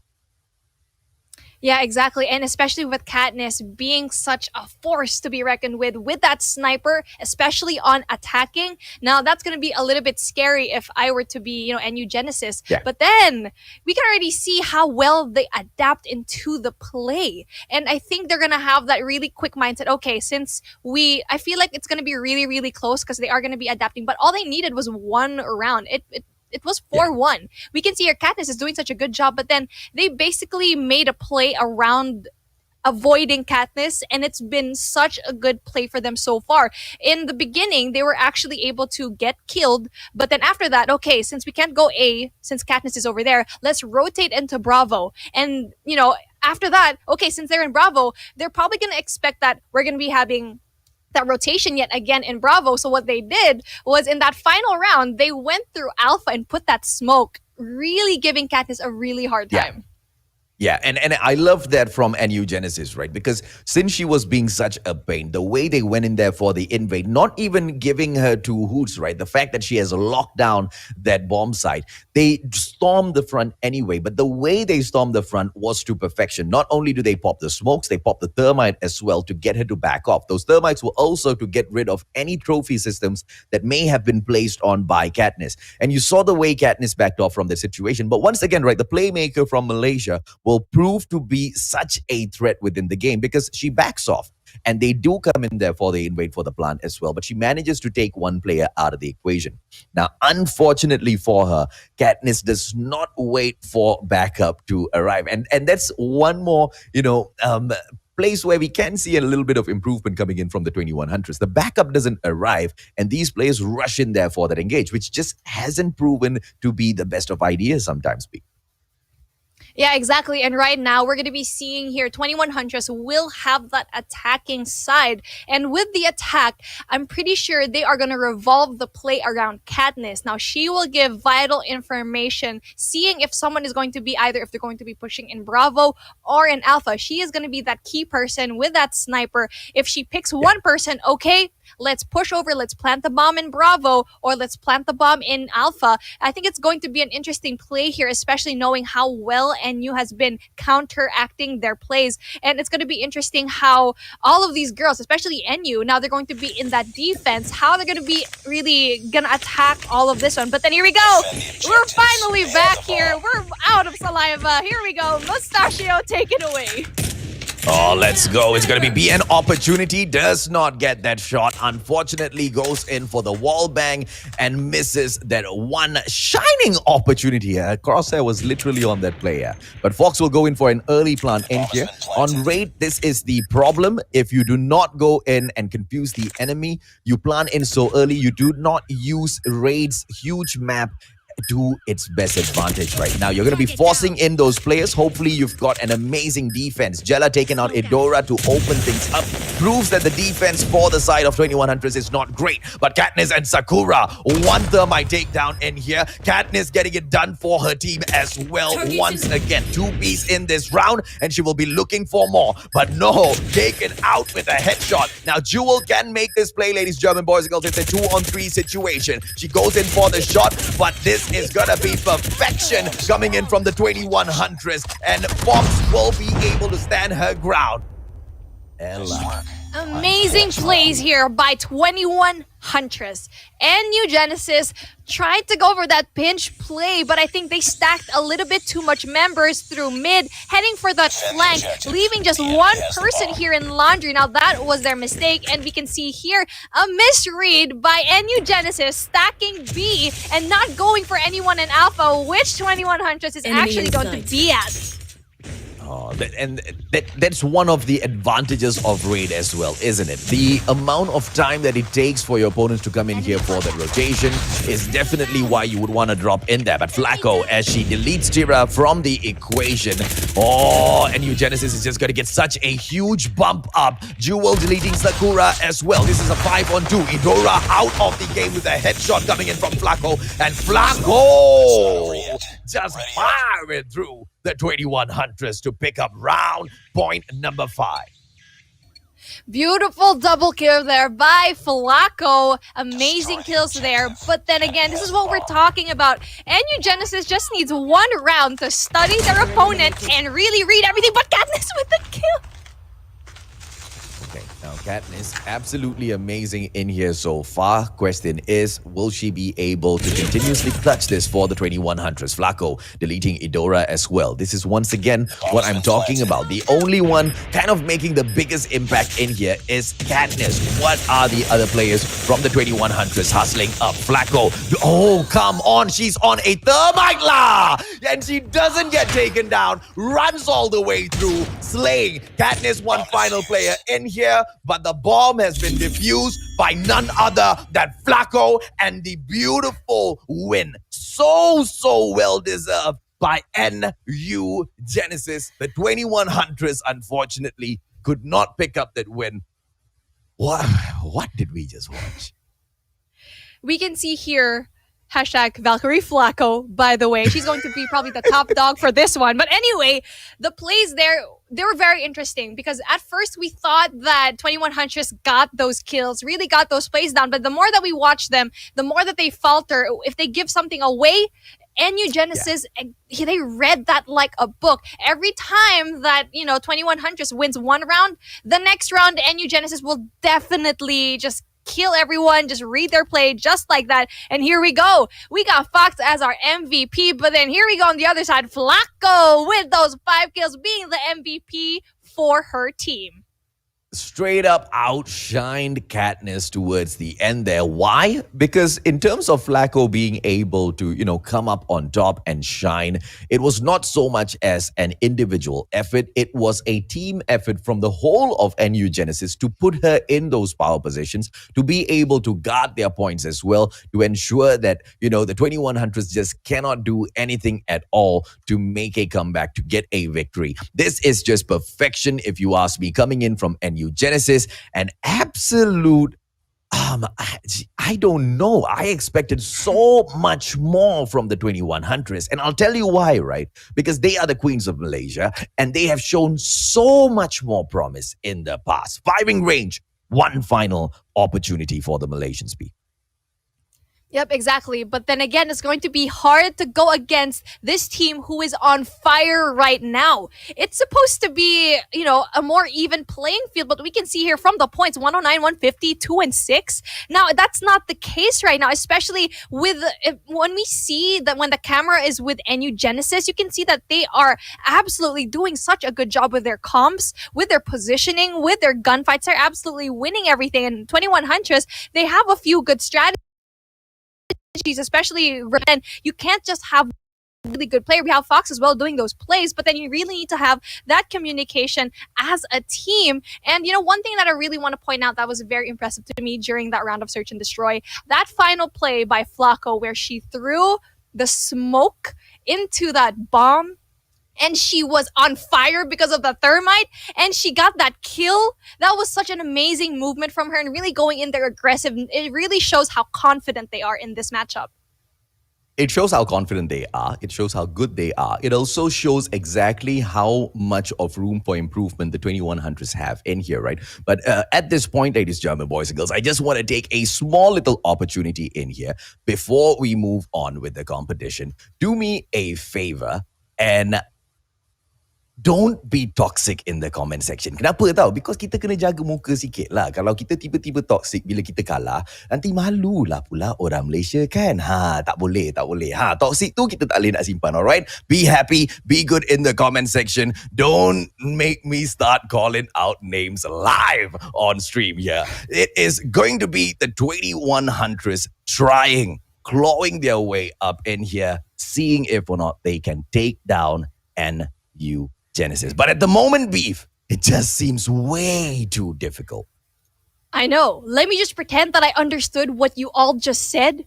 I'm like, yeah, exactly what he said. Let me say that in Tagalog. Hoy, kayo sa comment section, ayusin nyo. Huwag kayo maging toxic. Maging positibo lang tayo dito sa comment section. Spread love, not hate. And also, comment down below. Just comment down below your favorite Valkyrie, hashtag Valkyrie, and the IGN of the top 8 that you can actually see here. The 8 Valkyries, the 8 ladies that you can see here.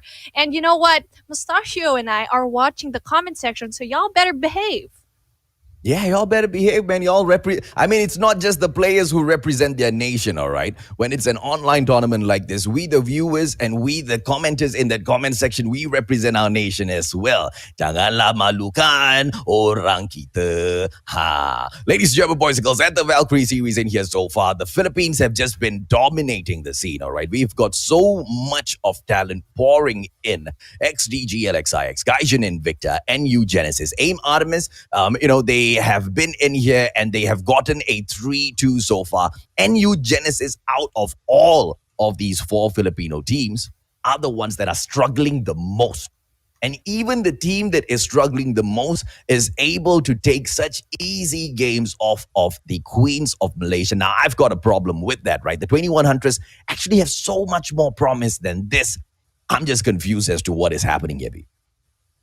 I think it's because they finally met their matchup. And, especially with these countries, a lot of them haven't played with each other so far. And this is like one of the first times that they will play with each other. And this is a learning experience for all of these teams. But then here we go, firing it up in firing range. Domination is the name of the game. Will 21 Huntress finally get a point? Or will it be a dominating game here by NU Genesis? Let's see.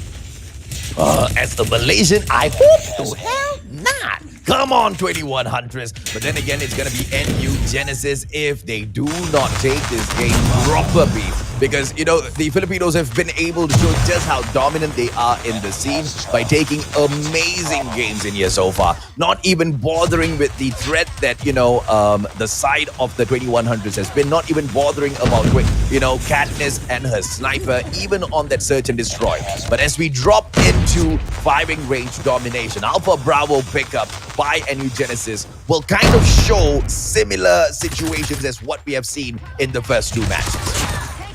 Tower is going to be occupied by Jella, and that is the power position that is key for keeping Bravo, everyone off of mid lane, and really trying to get everyone from Tin as well. That's the reason why you need to get those power positions. You can see here, Bravo is already being taken earlier on by NU Genesis, and we can see here, they're also struggling. 21 Huntress is struggling to get those kills in. Only Sakura is getting a lot of those kills. Oh, beauty! Yeah, as it is a triple cap, but for a few seconds, at least we get to enjoy a little bit. And they take it right back. Are they going to be able to get a triple cap on the 2100, ladies and gentlemen, boys and girls? Here comes that barracks hut pickup, but Sakura with the prevention, and they will be able to pick it right back up for themselves. The 2100 so far, they are playing catch up. Flacco, on the other hand, still wants to force the issue, still wants the full-on lockdown. Flacco, unfortunately, Idora will not be standing for any of that beef. Oh, what an amazing run here by NU Genesis. But then all they need to do is just keep all those positioning. All they really need to do is really get that. But then 2100 is actually struggling to get into those positions, because right around the corner, we can actually see all the girls from NU Genesis is going to be poison position there. Oh, but then here we go. I think the turnaround is going to be coming in here. Oh, just like that. NU Genesis picks up their barracks hut. But here we go, 2100 on that Bravo point right now with just that one player, that one shining player. Unfortunately, Katniss, with that shutdown, will not be able to do much in here. The rest of the players need to step up, and that's exactly what Sakura as well as Idora are looking to do for the side of the 2100s. But unfortunately, the teamwork is just not enough. Here they come. It's going to be that shock RC play as well. Angela, how long has this girl been up here? I don't think she's been killed up there. Oh no, this could be a possible nuke here, Mustache. I don't want, you know what? I don't want to jinx it. Not gonna happen. It's not gonna happen. Okay, she needs to go down. She actually needs to go down, or else she is going to be killed, because they all know that she is going to actually be there. And right now, still a very strong hold in Bravo. All she needs to do is actually get those kills, really put down that trophy system, and really get that. Okay, now Katniss will get that tower, but just in time for NU Genesis to wrap up the first round. Let's see, 75-40, 2100 showing a little bit of promise towards the very end, but that's not what we are looking for in here. We are looking for consistency throughout the whole match, somewhat like what NU Genesis has been able to show us in here so far, ladies and gentlemen, boys and girls. Ella with a beautiful takedown to open up round 2, and it'll be a equal pickup. Charlie as well as Alpha. No, I take that back. What a crazy prevention coming in here from Flacco. QQ9, but she doesn't go to pick up that point. All she wants to do is just to make sure she prevents and stay alive. And I can tell you that's NU Genesis perfection so far. Yep, exactly. The prevention here in Alpha is absolutely amazing. And right now they actually have control of a warehouse or trailer, as you can actually call it. You can also have another power position in top 10, that second floor over here, where you have Charlie and Bravo. And look at that, just a little bit more, and Bravo is going to be occupied again by NU Genesis. Okay, now Idora doing all she can to remove the Bacchus from Bravo. But right above her, there is a player, ladies and gentlemen, boys and girls, called Jella. And once again, up top on that scout tower, he is gonna be a formidable force holding on to that chopper. BN will try to pick up the Bravo point for her team. NU Genesis making their way back in here, but unfortunately, prevention will come through. Oh no, finally taken over as well. Please, Jello, give us a nuke right now. 18 kills, one more. I'm not quite sure if she actually died. I don't know. All she needs is one. And with that chopper, it's very, very doable. And then she's going to need another kill, if ever. But then, I don't know. I think she died. Yeah, she hasn't called it in yet, so I'm pretty sure she died. Absolutely. But then here we go. Alpha and Bravo is going to be taken, and it's going to be a hard rotation over here by the 2100s. But then they are going to try to actually get that Alpha. Might just be a full lockdown. Prevention coming through, but Charlie, Sakura at the very last moment, keeping the hopes alive for Malaysia, ladies and gentlemen, boys and girls. But they only have that 1 point. They are just playing to prevent a triple cap. Can they go in and pick up Barracks Hut as well? Idora, on the other hand, will be making for that fight. I don't know if or not they'll be able to reach that. Here comes NU Genesis picking up clearing area immediately, and the Barracks Hut push will come through as well. Is this the triple cap that they were not looking forward to? Yes, it is, ladies and gentlemen, boys and girls. The 2100s responding at the clearing area. A triple falls onto them, and that prevention which keeps the triple gap for NU Genesis. What a beautiful way for the Philippines to bring match number 3 to a close. And domination as well. Philippines will continue to dominate this competition. An amazing play here. The triple cap is so low. You can see here they're really trying to go for that alpha flag, and they eventually do, but it's going to be a little bit too late as it's 145 to 66. This isn't even close. And here we go. The VTOL is out, AJ. They've lost the match already. This is just overkill from the VTOL right there. Ladies and gentlemen, boys and girls, we give you NU Genesis. What beautiful victories they've taken over the 2100s. Unfortunately, this competition, the 2100s really are struggling to find their footing, Beef. Yep, exactly. We can see here the opposites. We can see here the new bloods really finding their voice, really finding their rhythm, and absolutely destroying the competition. And we can see here a team that was so strong, really losing their light the more that they play against all of these teams. And it's unfortunate to actually see this go down. But then again, it really has to happen at the end of the day. We are going to be losing 4 teams. And here we go. NU Genesis, Flacco, yet again with the MVP status, 27 kills to her name, and Sakura having 16 kills, the MVP for her team. Now, these numbers just don't lie. You can already see that the kills are just off the charts for NU Genesis. Off the charts indeed, man. NU Genesis played this to perfection, and there was nothing the 2100s could have done about this. But as you can see on the screen, LXIX have already started joining, ladies and gentlemen, boys and girls. So start smashing that share button in here, because it's going to be the showdown within the Philippines as Gaijin Invicta will take on XDG LXIX in a bit. The 2100s tried their best, but unfortunately, their best just was not enough against the NU Genesis side. 109 to 150, 2 to 6, 69 to 150. They fall to NU Genesis. Amazing run here by NU Genesis. Absolutely dominating. I did not see this coming. I thought 2100s was actually going to give more of a fight here. But then here we go. We're already seeing all of the teams that learned their lesson from the past and really climbing up the ranks. And definitely NU Genesis really is taking all of these points and really just bagging it up, really trying to climb up to the top. But then let's look at the highlights that we had for today, starting off with that Hardpoint game, and it's going to be an absolute wreck here by 21 Huntress, really letting all of those points go. This was where it just broke my spirit, right? Because I was so impressed with the way 2100s were taking match number 1. They opened it up beautifully. Look at Sakura just pop off. This was perfection being played by the 2100s.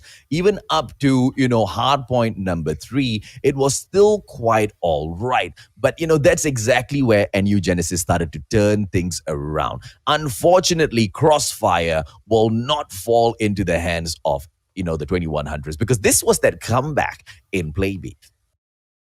Yep, exactly. And for a second there, I really thought that the 2100s was going to win, especially from that first part of the game. But then this is where everything was just sure, right? During the search and destroy, we saw Katniss was absolutely amazing, but that was the problem. She was the only one that was amazing. And look at that collateral. You can already tell she was on fire, but everyone else in her team couldn't really keep up with that. And eventually she was left there all alone, especially with all of those kills. And NU Genesis just doing such an amazing job with all of their games so far. Okay, now let's see exactly, those pain points for the 2100s, right? And if we start picking on them, unfortunately, we won't stop talking, because there were a lot of positions where they could have, taken it a little bit more solid, right? And, when we brought down into domination, how long was Jella up here at that tower? We don't know. I'm pretty sure she got killed there because she didn't get a nuke, but her positioning there was the absolute best for her team. And they had a really hard time, the 21 Huntress really had a hard time getting rid of Jella. And that is probably one of the most, important parts that you can actually get rid of the person in that tower. But here we go. Apart from Jella being so good, we have our MVP, NU Genesis Flacco, hashtag Valkyrie Flacco with average kills of 15 with 10 deaths. Now, that is very impressive. 2,700 for her average score. That is very impressive, especially from a KRM user.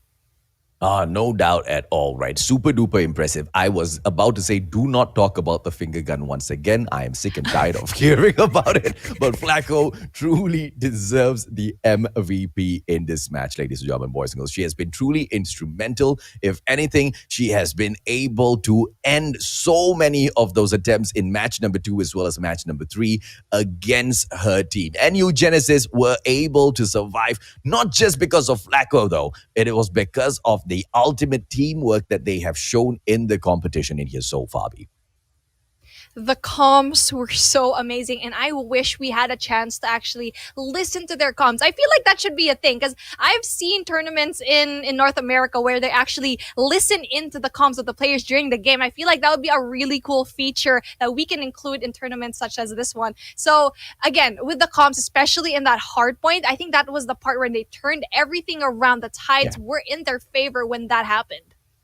No doubt about that at all, right? Now, the 21 Huntress with just Katniss going in there to be able to take all of these matches on her own beef. Yeah, that's just not gonna happen. Let's see exactly what sort of chaos unfolds once we come right back from the break. Because, ladies and gentlemen, boys and girls, to all of the Filipinos out there, y'all gotta go and share this stream out like crazy right now. Get that viewership up to a minimum of 2,000 before we come back from the break. Because when we do get back, Gaijin Invicta, one of the strongest teams in the competition so far. They've got a 4-1 streak in here, okay? They have only lost to one team in, and that is Velvet from MYSG, the queens of MYSG in here so far. XDG, on the other hand, have not dropped a single series in the competition. Perfect.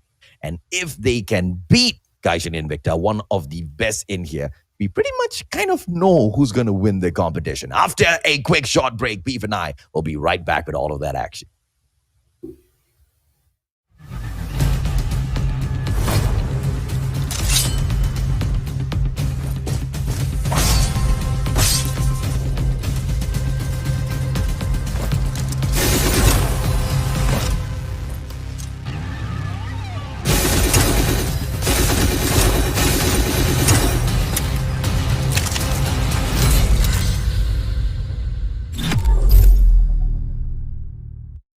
If you would like to get exclusive content updates, previews, and events, don't forget to subscribe and turn on that notifications. Stay frosty, soldiers.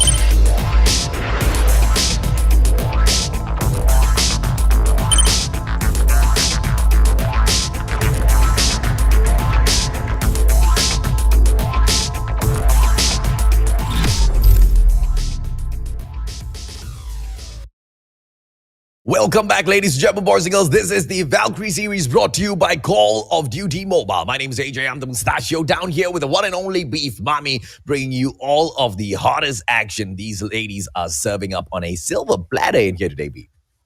I know. I feel like we're being spoiled by all of that talent for today. And we can already see the teams that are really trying to bring it up, who really wants to have that top 4 spot heading off over to the playoffs. And granted, we have reached that halfway point and we are heading off to our game number 3.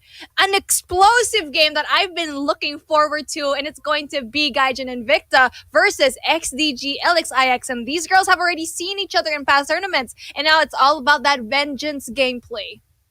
Okay, now let's take a quick look at the standings and see exactly where these teams stand. Ladies and gentlemen, boys and girls, XDG LXIX will dominate. They're top of the tables in here so far. Out of the 15 available points, they've taken 13 for themselves. Velvet right down there below them only have dropped 1 extra match compared to XDG. Gaijin Invicta will equalize the spot together with Velvet up there and pick up spot number 3 for themselves. AIM Artemis will sit down in the 4th position with the total of 11 points. NU Genesis have managed to climb up to the 5th spot with 7 points on the board in here today, ladies and gentlemen, boys and girls. Sukeban 21 Huntress as well as Team Eve will complete your total standings. Now, the next matchup is between the 1st seeded as well as the 3rd seeded in here. But one may argue that there's just no difference between Velvet as well as Gaijin, Beef. Yep, exactly. And especially knowing how well Gaijin Invicta can do, I would not be comfortable if I were XDG. And right now, let's look at the schedule for day number 6. Again, for our game number 1, we have Sukeban versus AIM Artemis, with AIM Artemis having that 2 points. 21 Huntress versus NU Genesis with that sweep off of NU Genesis. And then right now, Gaijin Invicta versus XDG LXIX. And for our last one, we have Velvet versus Team Eve. A really amazing matchup for today. And we are going to be heading over to game number 3, Gaijin Invicta versus XDG. But then let's talk about Gaijin Invicta first, because we already know how talented all of these girls are. Devi, Rosie, Mia, Tokyo, and Ellen. We already see the superstar. It's going to be in the middle. Mia dropping that absolute amazing nuke here, the first in a pro scene. And this is going to be a boost of confidence to these girls.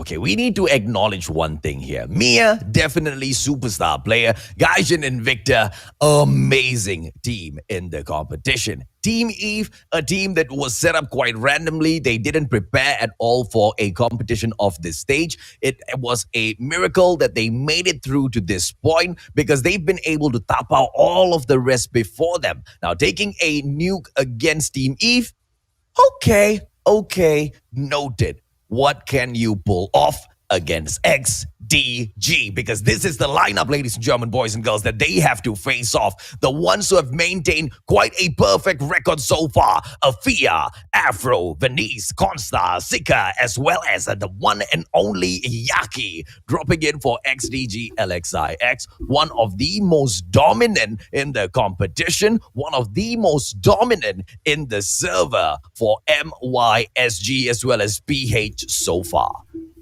Yep, exactly. And these girls really know how to take a win. Afia, Afro, Venice, Consta, Sika, and Yaki are so talented, especially with our girl Afia here, having those moves like Jagger, having those moves like Crush in NRX. I can definitely compare it to that. And she is definitely one of those players to really look for. But then here we go. Let's really talk about that MVP for both of these teams so far. Gaijin Mia, 17 kills, and also Afia with 17 as well. Average death of 13 for Afia, average death of 9 for Mia. And it's going to be interesting over here because the KDA of Mia is definitely a lot more, but then the average score for Afia is going to be almost 3,000. That is definitely the most out of everyone in this matchup. Even the assist Afia does better. Mia seems to be outshined with the team MVP highlights in here, ladies and gentlemen, boys and girls. But will she be able to make it up on the battlefield? Now, let's take a quick look at, the kinds of things that have happened in here so far. Have we seen XDG take a game up against Sukeban? Yes. They did not win 3-0. They won 2-1. But when Gaijin and Invicta met Sukeban, they took each and every single point. The only difference is when they met Velvet, they lost 2-1. But against Velvet, XDG won 2-1. Now, if Gaijin Invicta is able to tap out XDG out in here, ladies and gentlemen, boys and girls, not only do they win themselves the series, they also position themselves as one of the best in the Valkyrie series. Raid and Crossfire will get crossed out as Gaijin Invicta wins the coin toss, and Hardpoint will be kicked off at Standoff. And it looks like that Hotel Yard will be absolutely lively with these ladies dropping in for the party beat. Now, it's very interesting how Gaijin and Invicta really won this coin toss, giving them that advantage. But then we already know that the people who won the coin toss today, they don't really have that advantage. But here we go. Standoff is going to be the name of the game. And we already know people love this map, yada, yada. But then heading over here in Search and Destroy, Summit and Crossfire are going to be banned. They already know that XDG is really powerful in Crossfire. Oh, Tunisia. Here we go, AJ. We're taking a trip to Tunisia yet again. I don't know. It's either going to be really, really good or... Nope. This is Gaijin, Invicta, and XDG. I expect this to be really, really good, with both the teams absolutely annihilating each other. Tunisia, I know XDG is ready. I don't know exactly how Gaijin Invicta is going to be performing at this map. Let's see, because Domination, to call things down the line, Crash, Crossfire, crossed out, Gaijin Invicta gets to pick, and they say, let's bring this down into firing range. Now, we've already seen Domination at firing range. Who's going to be able to hop up top on that scout tower and hold that Bravo point? That's going to be important. But, maybe it might just not be a straightforward match. We might see that Force coming in for Alpha and Charlie again and again, Beef. Yep, exactly. It's going to be an exchange in Alpha and Charlie. It's going to be interesting how they play for Bravo. And for sure, there's going to be a lot of distraction gameplay going into Alpha and Charlie. And you can see there a lot of those players are going to be heading over there. But then, just as when you thought they were going to get A, one little birdie is going to be heading over to Bravo. Yes. Okay. Now, ladies and gentlemen, boys and girls, share the crap out of this stream, because this series is one to not be missed. If you are in here watching the Valkyrie series and you miss this one, you are definitely missing out on a lot, man. These are two top teams in the competition. Gaijin drops in Afia, slays getting the first blood for herself and picking up those first few points, but that means nothing if they cannot hold on to it, babe. And here we go. What a very strong start here by XDG. Nonetheless, all of that defense is going really, really well. As you can see here, not a lot of people are already in that objective because a lot of them are slaying outside. But then we are seeing here the response from Gaijin is also very, very strong. But 18-1, it's going to look very dangerous for them if they don't go and contest this point. Okay, now let's go. If or not, they'll be able to pull right back because they are playing catch-up in here so early on. XPG forces them out once again. Venice with a beautiful hold inside of Hotel. The second floor taken over as well, and XDG will be able to pick up quite easy points. Consta, KRM unable to hold on, and the contention comes through. Mia with the slay. She does not get the two-piece for herself, and Afia makes her pay as XDG continues to ravage up those points from the Hotel Yard. But one more second in there, that's it. Game over for Hardpoint number 1. Hardpoint number 2, Warehouse on the other hand, and it is flooded with players from XDG. Amazing, amazing effort here. The rush from both teams were nice. The timing of that push, but then I feel like that push from Gaijin should have been a little bit more early, knowing that they didn't have enough time left in Hotel Yard. And right now, they kind of paid for the price because knowing that they wouldn't have that advantage of being in that hardpoint earlier on, now they are paying for it. What a big margin here, but then there's still a lot of things that can happen here, especially knowing how good both of these teams are. But then so far, what a dominating game here by XDG LXIX. Oh, no doubt at all, man. XDG's just annihilating Gaijin Invicta right here. Afia just slaying through them. I don't see the comment section talking about no desyncs for Gaijin Invicta. They just cannot touch XDG. Unfortunately, ladies and gentlemen, boys and girls, Zika rides through as she just slays in for her team as well. Gaijin Invicta has been trying so much in here so far, but nothing has been working as we have got 0 seconds on house, ladies and gentlemen, boys and girls. girls. This is gonna be unlocked. Let's see if hardpoint number 3 will fall into side red. So that rotation off of this third hardpoint now, it was very difficult because Gaijin was already there first, but then they didn't really go position themselves earlier enough, and right now they gave that opportunity for XTG to go in there without like resistance, without any kind of resistance on their end, and right now they're absolutely dominating, especially with that XS1 Goliath on the way in back alley. That will prove to be very hard for them, but hopefully they got their FHJs out. Okay, now let's see if or not they're able to take this, man. I mean, Gaijin and Invicta, they were able to shine just a little bit in the past, ladies and gentlemen, boys and girls. The matchup against XTG, on the other hand, it just seems to be like they are just outshined. They lost 2-1 against Velvet. They lost 2-1 against Velvet, which means they managed to just pull at least 1 point back. Can they do the same against XTG? Or can they at least take the W away and surprise us all, B? Again, the rotation is perfect for both of these teams, and right now it's anyone's ball game, and you can just see if they are going to win all these gunfights. But so far, XDG is doing that, and they're gonna have a really hard time, especially with no Slayers going around. I think the matter of the fact here is the Gaijin is having a hard time with those power positions and getting rid of everyone outside. But here we go. This is the push that really was important, but Afia with that double kill. Oh, she's just ravaging through, man. 23 kills so far. Afia does not look like she is gonna slow down. Tokyo holding on to the hard point for Gaijin and Invicta, but the comeback gameplay needs to be way more than that. Sika does the damage from outside. Wallbang attempt coming through as well. Unfortunately, does not get the slay. Tokyo getting it done for Gaijin Invicta, but is stepping back in.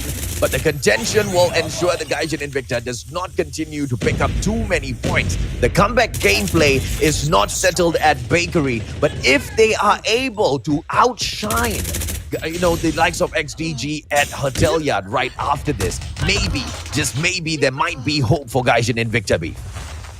Rotation is key, and Gaijin and Invicta did not have that. There were 3 people in Bakery when there was already 7 seconds left in that hardpoint. At that point, they should have rotated to Hotel Yard and left probably just one person here. And here we go. The reason why it's going to be difficult for them, the cluster strike is down for both of these teams.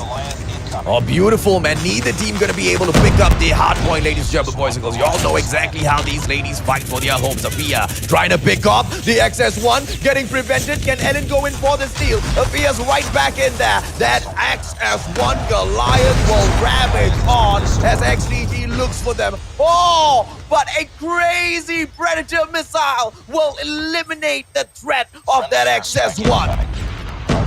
Now we should head over to the next hardpoint. That rotation for Gaijin needs to come through, as this will not be their finisher. They need to go and head over to the next hardpoint. I'm not sure why they're not doing that right now. They're stuck over here in that back alley, and right now they do have that X1 Goliath, but heading over here, we can see XTG is already positioned here, and they should not have waited that long to head over for that rotation. Here for Gaijin Invicta, they might just be able to get this done, but the pressure coming through. Look at Sika drop in with that war machine. Absolutely sick moves coming through. XDG LXIX, and then she brings the chopper out as well. This lady is on freaking fire. FHJ with the assist, but then that's go. Oh, I thought she was gonna waste it, but no, she managed to take Rosie out as well, and then brings in the Vetoes to ravage all the players from Gaijin Invicta. This is XDG trying to get the victory, but here comes Tokyo flushing the house out with her XS1 Goliath. Is that gonna be enough, Toby? No, all of these VTOLs are actually a little bit too far off because it's going to be a covered hardpoint. Now, you wouldn't want to have that. You can see here, they have a big lead, yes, but then we have never seen a lead like this one, but then it's possible to actually get back all of these points. But then LXIX is going to be positioned here in the next hardpoint, plus another Goliath here right around the corner. It's going to be difficult here, but then Mia with the VTOL. Yeah, boy! Vetoes coming through, but can the damage get done? It's still in the air and manages to take down the person holding on to all of those weapons to delete. But unfortunately, ladies and gentlemen, boys and girls, Gaijin and Invicta do not survive the onslaught of XDG LXIX. And it's a 1-0 to XDG. Man, XDG was just dominating, but we already saw that Gaijin and Invicta tried so hard to get all of those points together, but then the contest with XDG was just too much, and the rotation was perfect on their end. With Gaijin and Invicta, there were some points where they should have rotated earlier enough, especially when they were in Bakery, heading over to Hotel Yard. But then, you know what, let's take a look at all of that right now into that breakdown that we've been waiting for over here, and we can see here Afia. There is, without a doubt, 35 kills, 5,800 points, 5,000 points here. And with Mia, 22 kills with 3,700 points. That's very far over here. Yeah, but it's so impressive from both of the ladies in here. And, you know, I will still drive home this point, right? Because it is the side of Gaijin Invicta that has been able to draw blood from Team Velvet that they lost to. Okay, they have been able to draw a little bit of blood from them. And they can also do the same with XDG in here. Because XDG as well as Velvet, they are the two top teams. And that exact nomination, that exact title, Gaijin Invicta wants a piece of that as well. And with a score like this, now I'm kind of scared for this Tunisia map, knowing how well XDG does in this particular map. But then Gaijin Invicta, we already know how good they are as well. But then, I don't know, with a map like this one, I really hope that it's going to be a really close call. But because from that hard point, we can already tell that XDG has that edge. But hopefully, we have like that sort of, you know, play that we won't really, you know, expect from Gaijin Invicta. You know, when you are in a map like this, right? It's so huge. You are not going to be able to rotate perfectly. And when you come in there for the rotation, you can use the fact that, you know, the map is huge to your advantage, because that actually gives you multiple entry points into that bomb site, doesn't it?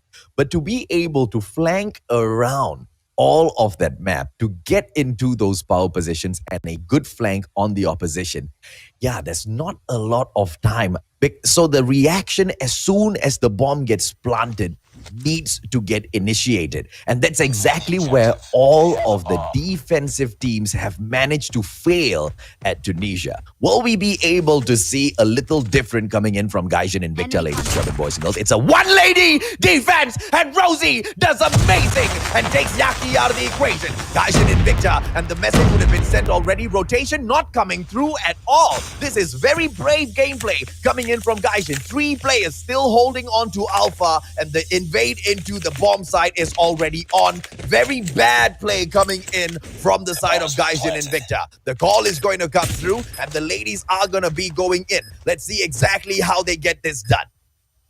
Rosie, that information should have been already enough for that rotation, but then we see here 2 players on the flank, which could be good, and to have that pinch would be amazing. But then here we go. It's going to be an amazing pickoff, and it's going to be a 4-0 3v2 situation. No!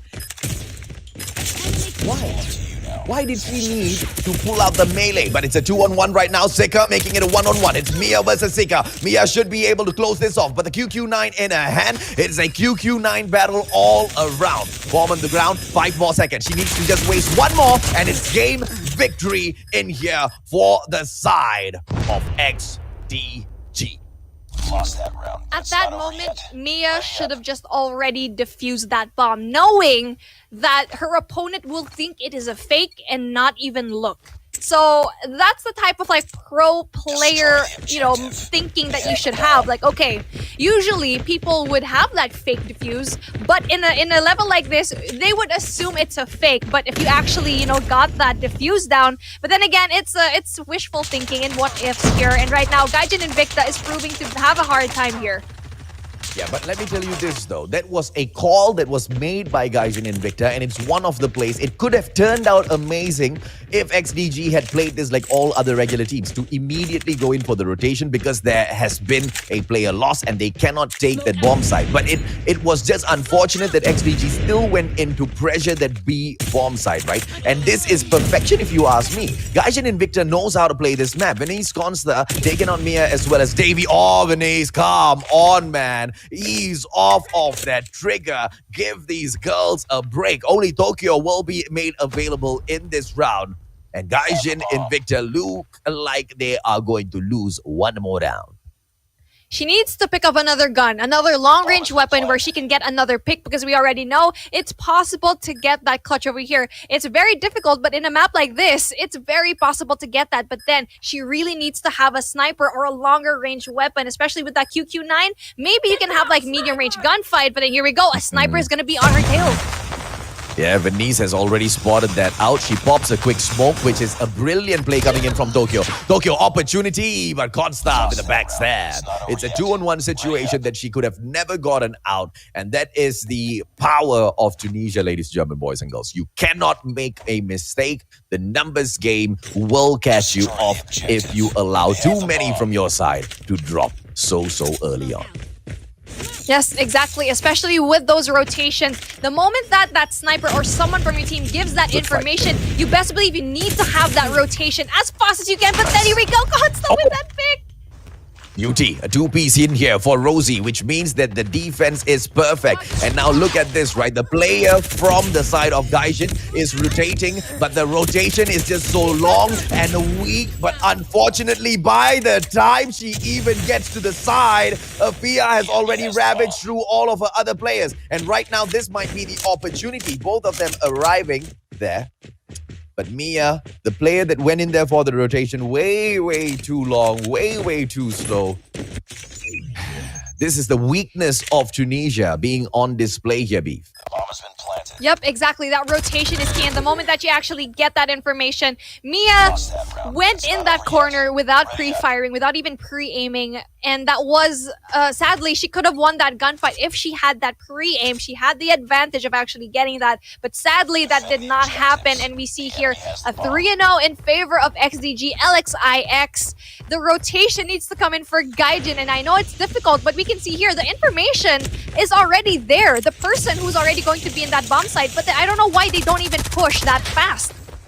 Yeah, see, I mean, I'm quite disappointed with Mia. She deserves to get taken down first blood in that round, unfortunately. Because the rotation, right, she went all the way back to the gorilla base, and then she wanted to go in and expose them from the segment of the winery. If she had just cut through from the shop all the way down into Main Street, taken path into Square Center, that would have been 1/3 of the amount of time. Now, if Gaijin Invicta does not start making those type of moves in this match, Tunisia is going to be a simple one for XDG to pick up the W on. Now, they really tried to go for that pinch, but being in there one by one, knowing that XDG was already positioned well enough for that, that was very unfortunate. They should have gone into one entrance altogether rather than going into different entrances one by one. Now, they should learn from this. I feel like they should be checking out what NU Genesis did in this previous round, where they learned every single round what they were doing, and now they're keeping on doing the same mistakes, and it's very, it's very costly for them. Yeah, you see, sometimes when they go in and they pick Venice, I tell you, it's going to be really good or really bad. But XDG showing us, right, exactly why it is really amazing to pick this map up for themselves. Mia gets shut down, which just leaves a 3-on-1 situation. Davey, the one problem player for them to deal with. Usually on all of those rounds, she hasn't really put up much of a fight. So it doesn't seem like she will be able to go in and clutch this round. Point number 5, round number 5 for XDG, a perfect attacking side on Tunisia. Yeah. Yep, exactly. It's like, are we going to be seeing the first donut of the day? I think we are about to see that, unless we actually see another push here. The clutch might go into effect, but then there is 20 seconds left on the clock. A lot can still happen over here, especially with Devi. With that Man of War is the perfect gun to actually get that. Okay, so she goes in and she focuses in on the left. Unfortunately, that's not the right side, but she manages to spot the person on the right, goes in for the slay. Numbers game will still catch up. XDG will finish a perfect attacking side as well as round for themselves. This is match point. And are we going to be able to see Gaijin now show us exactly how they can bring in the aggression? Yep, exactly. And we're seeing here a really aggressive push at A yet again. But then there are a lot of players here really positioned well. And that push was actually pretty good. But then let's see how all these snipers really play through with this one. And again, since they have the bomb, they really have the rhythm of the game. They really dictate all of that. But then you can see here the members of XDG are already positioned well here in Alpha. Ooh, Mia deleted once again so early on. It looks like Venice just isn't going to be welcoming her very well in this Tunisian map, ladies and gentlemen, boys and girls. Venice, let's see exactly what more she has in store for the rest of them. Now we can see here, if I were part of Gaijin, knowing that we are here, we could have rotated all the way into Bravo, knowing that we already gave enough information for them to think that we are going to plant here. But then here we go. They're just lining up just to get killed, and Ellen is going to have a hard time really clutching up this match. Yeah, 3-on-1 situation. Pops out real quick. Opportunity to take one down. Moves across air to the other player without committing. And unfortunately, Gaijin Invicta will understand that sometimes it can go really good or really bad on Tunisia. That's how you do it. Really good. Super impressive coming in here from XDG. If nothing, one of the best teams that have ever played Tunisia in any one of the competitive matches, even considering the male segment in here as well.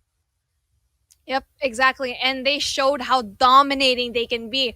And they're up against basically the top two contender. We have Velvet and Gaijin Invicta really placing that top two. And if they're absolutely dominating over here already, then we can already tell like how strong that they're going to be in the playoffs. But then again, we still have a lot of time for Gaijin Invicta to actually just pick up the pace and really go for these kills. But then here we go. The post-game breakdown. We have Ellen with 4 kills and Sika with 9. Consta with 9 as well. The snipers are amazing at this one. Consta and Venice with that combo. I feel like the reason why XDG really won this one is because of their double sniper meta in their team.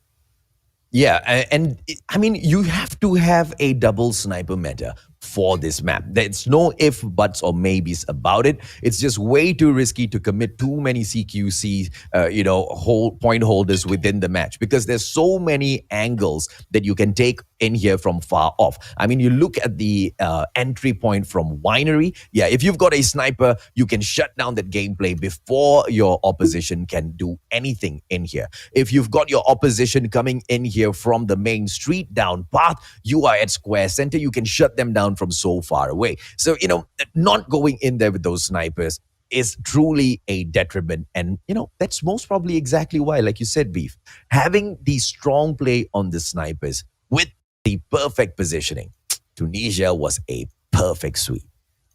Yep, perfect play here by XDG. But we're heading over here in domination firing range, but then it is the pick of XDG, which is going to be very hard for Gaijin Invicta. But we can see we can't say that it's going to go to XDG because we know Gaijin Invicta is really good as well, and they can be a little bit more on the unpredictable side, which is good for their team. And they really need this win to be able to climb up to those ranks, because if they have this sweep, then we have teams underneath them, especially with a team like NU Genesis just knocking in their door, who's actually getting better the more that they play. And here we go. We are at firing range domination. Are we going to be seeing Gaijin really get one more point, or is it going to be an absolute sweep by LXIX? Well, if anything, I know for sure that there's one team, not Gaijin Invicta, there's one team that's not even playing, that's hoping and praying the Gaijin Invicta will pull a W in here, and that is none other than Team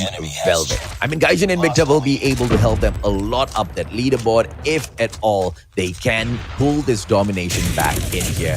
It doesn't look like it's going XDG's way, but you know how fast they can turn things around, Beef. Yep, exactly. But then that positioning over here that we see, Gaijin Devi is going to be up that tower, and she's going to be absolutely slain there. A very important place to actually get, and you need to kill Devi if you are in the part of XDG. But then here we go. The cap is going here for Charlie and up, and they're going to be switching. Okay, now let's see if or not Davy will be able to hold on to the scout tower, because so far she's doing it to perfection. Doesn't even have the chopper on her, but then gets taken out. And that has just been enough for the pressure to come in for the side of Gaijin for that Bravo point. Yaki trying to make a difference, clearing off the marker, prevention coming through. And it looks like Gaijin Invicta really want this and will also take that Bravo point for themselves. Davy trying to get it done and clearing area for her team members right now. And look at this, ladies and gentlemen, boys and girls. Gaijin Invicta with the power play down at firing range.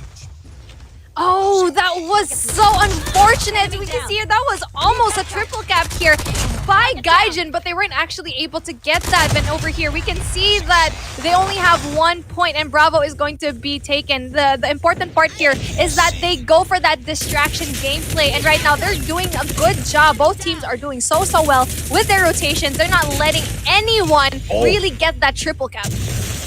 Oh, they are definitely not, but the 2-piece for themselves will make Gaijin Invicta really happy. Bravo push coming in here right now. Sika doing great on the defense, and the prevention will come through for the one and only Gaijin. Rosie Afia closing off that Bravo point, which means it will be the XDG with the pullback in here. They can play catch up really quick. Gaijin Invicta needs to make their play right now, B.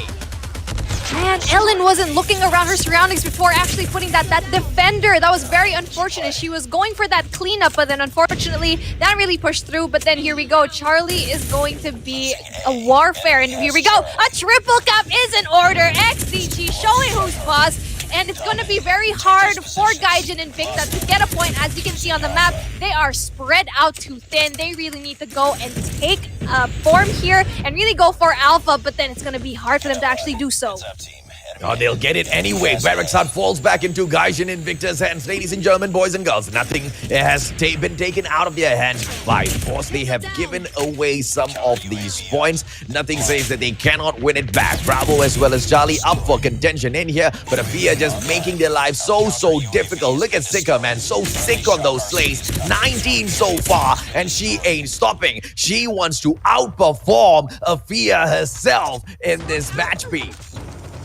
Yep, exactly. And right now, it's going to be absolutely key for all of the girls in Gaijin Invicta to actually get all of these kills and really push as a team, which they are. Oh, so close, yet too late. Ready up. 54-75, not too shabby at all, Gaijin Invicta. Now to pull away 20 points in here, the aggression obviously needs to come in and flood on. But this is the problem as we move on in our domination match, ladies and gentlemen, boys and girls. These score streaks will start to pop out even more. Beautiful defense coming in here from Gaijin Davy. The double thermite to block off the exit of Barracks Hut to ensure Bravo will fall into their hands. Will they be able to do it? Tokyo just distracting them at Alpha as well. But do the players fall for it? They do not, ladies and gentlemen, boys and girls. Sika should be able to bring in the Vetoes into the game to change the tide, to change the way the game flows. So Gaijin Invicta can go on to pick it up first. XDG is not going to be phased about this at all, B. Both teams are doing so well with all of their plays and all of their rotations. Very impressive. Again, it's going to be a contention here in Bravo, and just like that, we can see here Devi doing all the work here in Bravo, and that rotation was definitely key. And right now, all they need to do is defend and really get all of those power positions on and really get that, especially Mia over here being in trailer.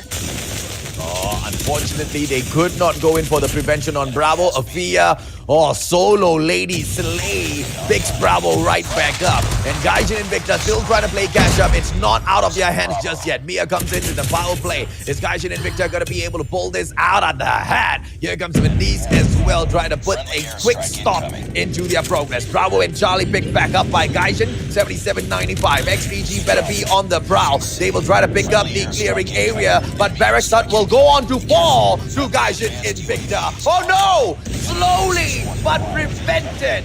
Can they get this through, ladies and gentlemen, boys and girls? The cluster strike will be popped off as well, and Barracks Hut protection will come through for XDG. XDG don't want to drop this, but here they come. Gaijin, they close the gap between the two B.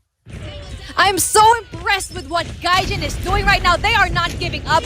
They're really bringing out all of what they have, their score streaks, their operator skills, and right now they have 2 points. Those rotations and really trying to go for that triple cap really was supposed to be for them, but then they really need to do that cleanup off of Charlie or maybe even get that alpha flag, which is going to be going down. A triple cap right now!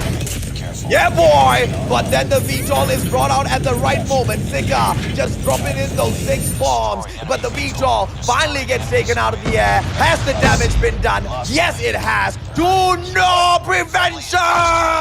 Gaijin Invicta hanging on for their dear life. It's gonna be Davey holding on at that white warehouse. Beautiful takedown by Venice. Manages to take out the XS1 threat. But it's 116 to 1110 so far. XDG, they now need to play catch up, but this is brilliance coming in here from Gaijin Invicta. Can they hold on to this match? Do they have got XS1 Goliath dropping in for XDG as well? Mia with the VTOL in the air, executed immediately. Gaijin, they need to fight even harder, B.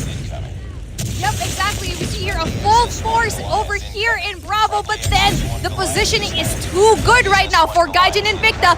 130 and 118. Very amazing response here by Gaijin Invicta. They're saying hell no to the no, no, no, as you can see. But Venice, with that amazing gameplay, she's going to try to see if she can cap Bravo on her own. The rotation is key, but then the cluster strike is down. Amazing plays here. There's going to be 2 XS1 Goliaths, no, 3 on the map. AJ, it's going to be an absolute warfare. Oh, I think this is game over already. The clearing area, the teaser coming in from the side of Gaijin Invicta. Ladies and gentlemen, boys and girls, I kept stressing, I kept stressing that they managed to take 1 game away from Velvet. And the comment section was like, okay, they took 1 away from Velvet, so what? So this is what you get. The right on, spot on prediction coming through. If they could get it done against Velvet, why not against XDG? And they get exactly that done right. They didn't win the series, but they drew blood from one of the monsters in here. And that also goes on to give Team Velvet an advantage, B. Yep, exactly. This is what we were talking about of how unpredictable Gaijin Invicta can be. Okay, going into that hard point, maybe, yeah, they had those rotations off, but then they really put up a really good fight. That search and destroy, now, you already know Tunisia is going to be a really hard one, but then let's head over to that breakdown that we're going to have here for Domination. Tokyo with that 19 kills being that MVP, and right below her you can look and see Mia with 24 kills. Sika on the other hand, we have 31 kills and Afia getting that 20. It's really all about the rotation, and that was an amazing game for Gaijin because their rotations and all of that, especially in that second half, all of those score streaks was just perfection. Oh, no doubt at all. I mean, look at this scoreboard. Don't take your eyes off, ladies and gentlemen, boys and girls. This is clear messaging being sent out by Gaijin out to all of you who play ranked. When you come into Domination, stop looking for kills. Start looking for those points, right? And this is what Gaijin has been able to do really well. Sika as well as Afia, they were really sick on the slays. They just wanted to prevent Gaijin from dropping into those points. But Gaijin, no matter what, they went in to play all of their objectives, and Domination, that's exactly how it's won. You don't get to take those gunfights. It doesn't matter as long as you have the points, and the solution that Gaijin Invicta has brought in to slay XDG was close to perfection at firing range today.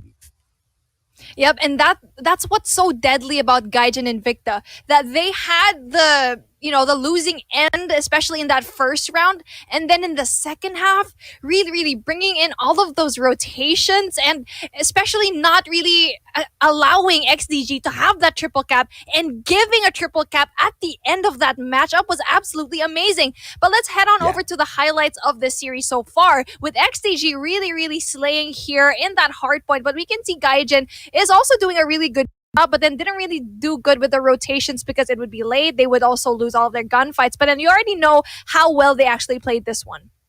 Yeah, not well at all, if you ask me. Gaijin Invicta, so many questions we had for them, right, in game number 1. Up till Bakery, They were, really messing up at the start of the game. And this was the part where things just turned around for them. Such a huge comeback they were about to make, but XDG shut it down. They went back into the hotel yard, and this was the warehouse takeover from XDG. They fought their way back in.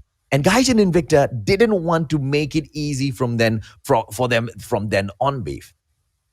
Yep, exactly. And that rotation from hotel yard to warehouse in P2, now that was a mistake that they should have just, rotated earlier enough to really settle in those defensive positions. But then here we go to the none other than Tunisia. We can say, as in the famous words of Mustachio, it can go really, really good or really, really bad. And right now it went really bad for Gaijin and Invicta as they were absolutely slayed here 6-0. And God, this was such an amazing map.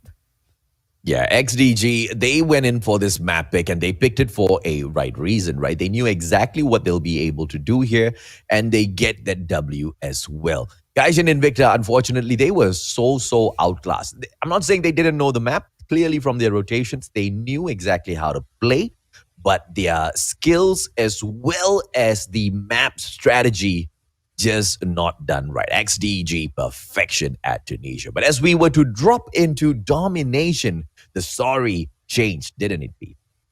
Yep, exactly. And you already saw here in the first round, you can already tell that Gaijin and Invicta was really, really trying their best, especially, really getting those hard points and not really there's no triple cap going on here.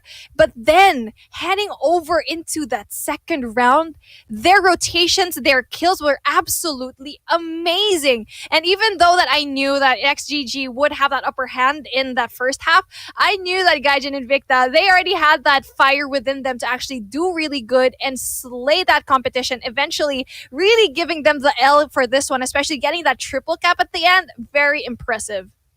Yeah, to be able to maintain such a great performance at this level of competition, Gaijin Invicta has nothing less, to feel about themselves. If anything, they need to feel so proud of their brand. The girls need to be so proud of where they are within the competition because they've been able to hold their own against a team like XDG as well as Velvet. Yes, they've been able to draw blood, but this is just round number 1 as they drop in here, right? Gaijin and Invicta, they will be able to show us so much more as we drive through. But this is your MVP, the well-deserving LXIX Afia. Average kill this time around, 20. The deaths 14 just goes up slightly on the assist, ranked up as well on the assist. This lady's just blazing it up on that battlefield. Dang! Average kills of 20. That is the most out of everyone. Plus with that score of 3,721. Now you can definitely say hashtag Valkyrie LXIX Afia into your votes because this girl is absolutely crazy. She also has a nickname as being the Filipina Clove. And it's honestly, to have that kind of title is definitely something you should be proud of. And with this girl being on your team, it's definitely amazing for you because you will definitely get all of those kills. Yeah, XDG is at the top so far, if you ask me, in the Valkyrie series. But there's one team that is looking to topple them, and that is none other than Velvet, ladies, German boys and girls, the saviors of MYSG. These ladies from Singapore, they have been able to show all of the competition in here so far exactly what they're made of. And they are going to take a 3-0 simple victory as we move forward in the next series. If Team Eve manages to draw blood from them, though, I'm going to flip my table. Yep, exactly. And especially with that in mind, Velvet is going to take that and really push themselves towards that top spot. And I think it's very possible for them to get that sweep. But then here we go. We're going to be seeing all of that craziness as we head on over to our last game after this very short break.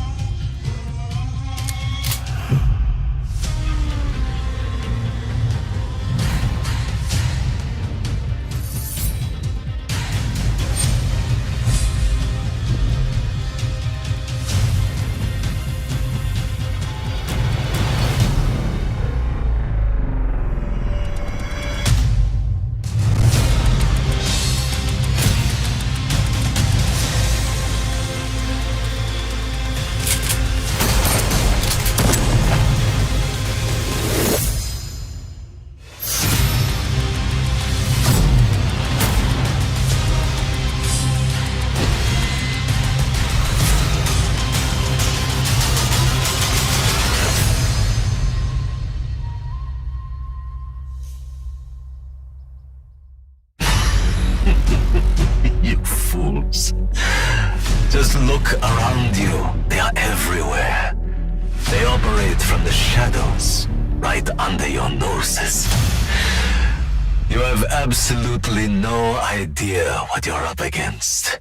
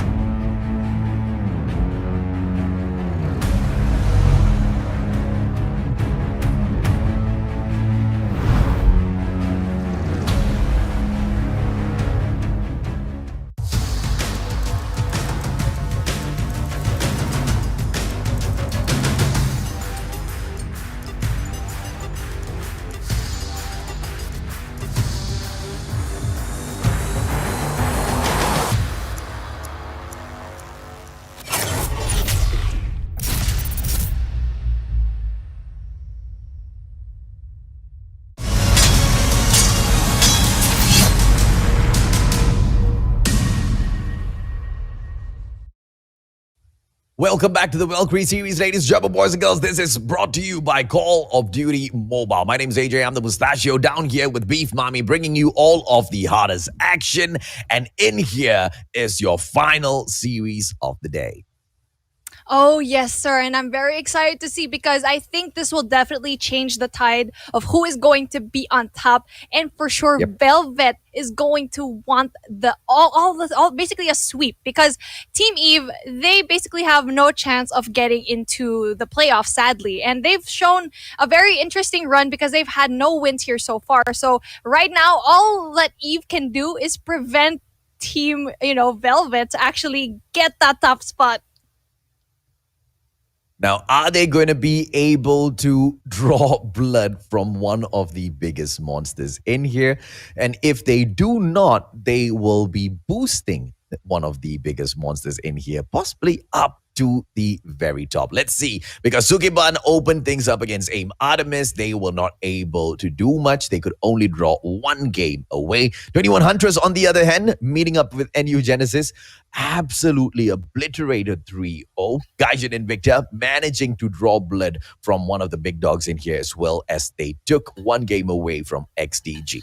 Now we are left with Velvet as they will meet with Team E Beef.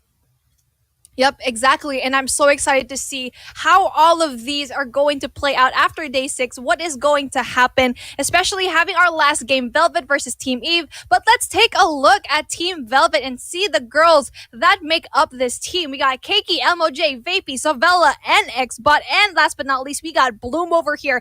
Absolutely amazing team here. And we also have MOJ being the Valkyrie for this team. I'm actually surprised that NX bot didn't really get that spot because we already know that she really moves like a bot.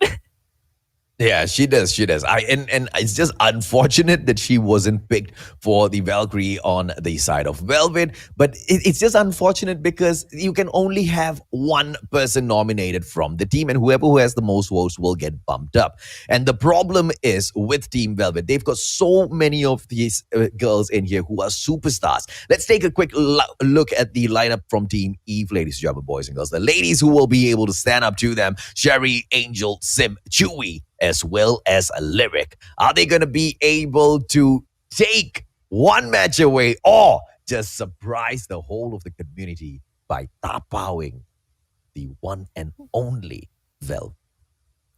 Now, we need at least one. We need one win from this one, and that will disrupt it will basically disrupt the points of, Team Velvet over here, because they're going to want to take all of the points to get into that top spot, and they can do that.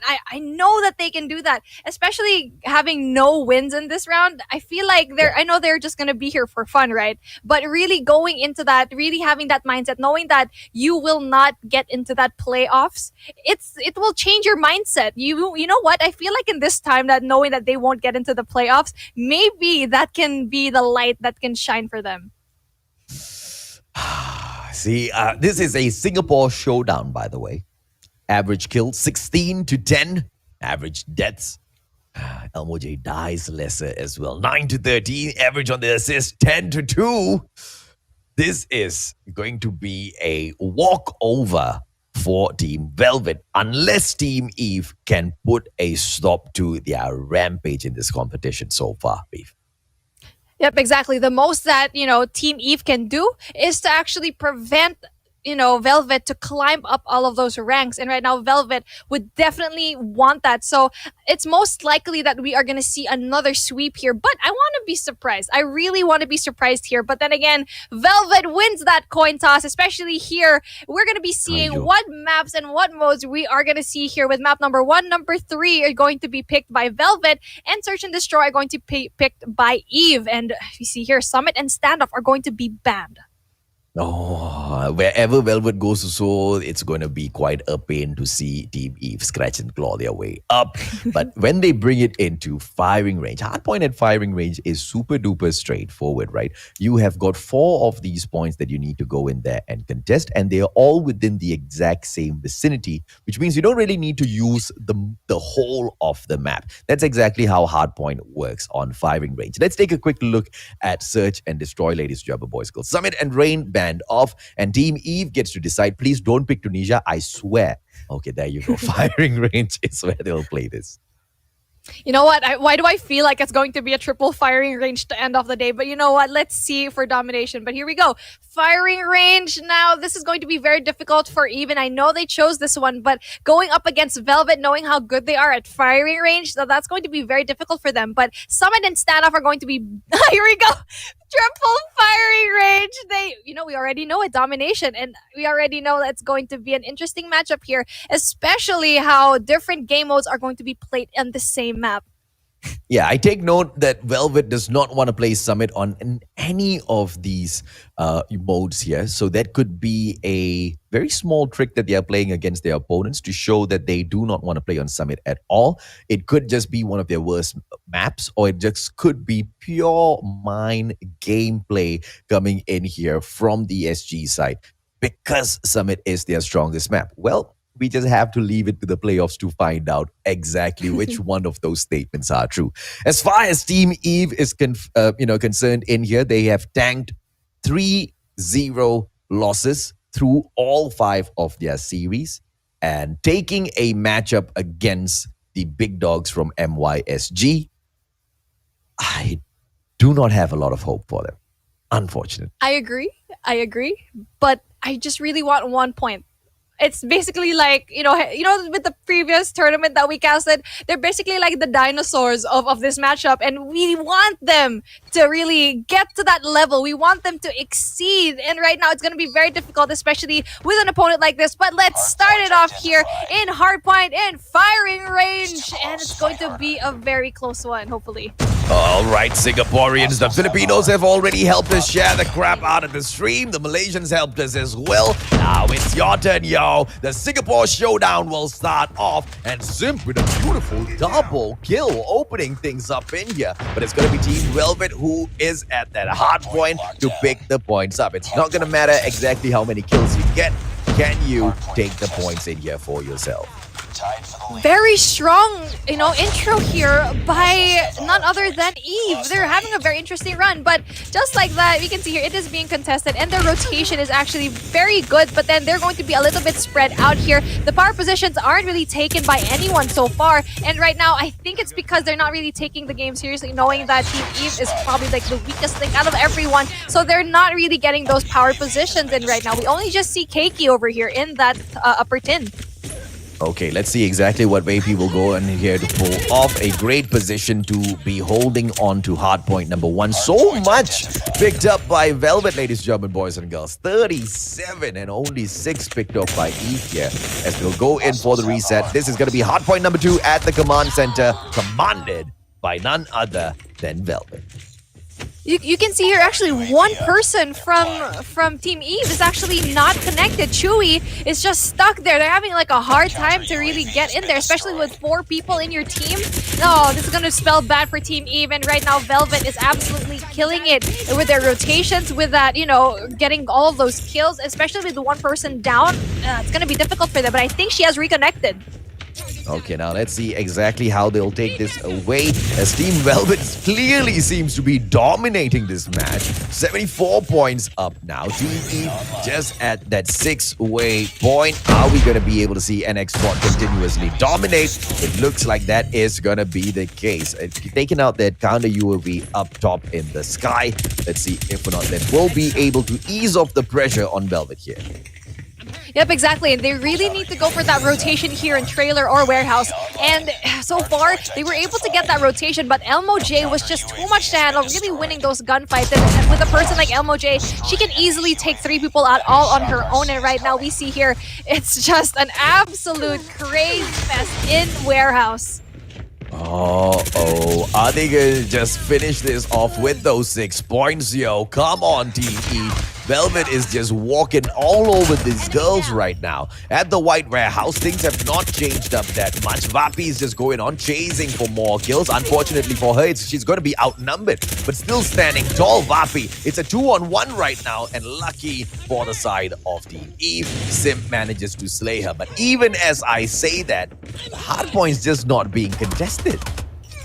Yeah, exactly. It's like they've already given up that hard point and really tried not to contest it and instead rotate over to the next hard point. But at the same time, they cannot allow that whole team to get that whole hard point. They need to contest at this point. They really need to go for those contest points. And right now, they're not going to be able to actually do that. If you actually let them, then it's going to be stuck at 6 points. And right now, 133 and 6, that's going to be very difficult for them to actually come back from. Yeah, boy, let's keep those shares coming through, ladies and gentlemen, boys and girls. If you're from Singapore, hit that share for Team Velvet. Hit that share for NX Bot. Hit that share for your Valkyrie Elmo J, as they are ripping through their opposition right now. Team E finally managed to get that hard point for just a little bit, but for how long? Here comes the prevention gameplay from Vapi. A 2-piece for herself is not possible as Angel pops off against her, and Team E may just be able to make a small comeback in terms of redemption. Let's see if or not they'll be able to surpass that 50-point mark. And it seems to be available as Velvet is not super aggressive towards the ending of this match. Yep, exactly. It's as if they were actually just giving them a chance and really trying to go for that one win. But then here we go. It's going to be another lockdown, especially having that rotation off of P1. And P1 is going to be the most difficult point to really defend here. And they need to make that rotation on. The rotation is a little bit late on both ends. But then we see here Elmo J is going to be spotting here with that power position right now, AJ. Velvet. Winning the hearts of everyone. But the next hard point is gonna be belonging to them because the barracks hut has been cleared out already. And the point of contention is none other than Branch Road, ladies and gentlemen, boys and girls. Let's bring in the nuke for Elmo J. And this is what we are talking about. But once again, ladies and gentlemen, boys and girls, y'all are pulling this off against Team E. Mustachio is not impressed. Come on, y'all. Here we go, another nuke. This is absolutely historical. 2 nukes in one tournament against the same team. Team Eve, you better step it up because, oh my goodness, you just allowed someone to pull a nuke on you in this caliber of a tournament. This will definitely go into someone's YouTube channel and they will definitely react to this one yet again. Amazing plays here, Mustachio, and I think this is their, their purpose here in this tournament is to give other teams nukes. Why, Team Eve? Why? Why you all do this to me? Why? But Elmo J, she's just absolutely solid in this matchup. Team Eve, they managed to pick off those few points that were given to them at the barracks hut. Unfortunately, that's exactly where things are gonna end. Look at this, man. There's one player from Velvet not even entering the hard point, all right? She's not even going into the hard point. Why, Velvet? Why? You want to see if you can get 2 nukes in one match with it. Oh my gosh. If that actually happened here, then I would definitely just shave my hair from my head and just be like, okay, I'm going to tattoo Velvet on myself now. And they're absolutely killing this. And it's already game point. It's going to be 150 and 141. AJ, Oh my goodness. I am so glad we finally got to see a nuke in this tournament. We manifested it. I'm not happy at all. I'm not happy at all. I already said it, guys. It doesn't count if you do it against Team Eve. Stop pulling a nuke on Team Eve. I feel bad for Team Eve. And Team Eve, let the mustache talk to you, okay? Do you see why when you step into a competition, you need to prepare for the competition or not? Do you understand why usually to step into a competition like this, people don't go around on the very last day saying, hey, you want to participate in the competition? Great job done at the qualifiers to reach this stage. But unfortunately, without that effort, you are not going to be able to take anything away from the ladies in here who are playing a serious game. And as a result of that, as a consequence of not taking this game or not taking this series seriously enough, a double nuclear, what are y'all doing? Exactly. It's like, why would you allow yourselves to get another nuke on you? And especially in a tournament like this, you already know that people are going to be watching you, and all you need to do is just have those rotations, really win all of those gunfights, and absolutely crazy. Hashtag Valkyrie Elmo-J almost getting that 40, bro. And that was absolutely amazing. And right now, you know what? I best believe that hopefully we get to see our faces, right? And Bobby plays this YouTube channel, hopefully, if he actually watches this one, because we deserve to see that nuke, and we actually did. Bobby, don't let me down, all right? Don't react to this video, all right? Team Eve needs a break, all right? Team Eve needs a break.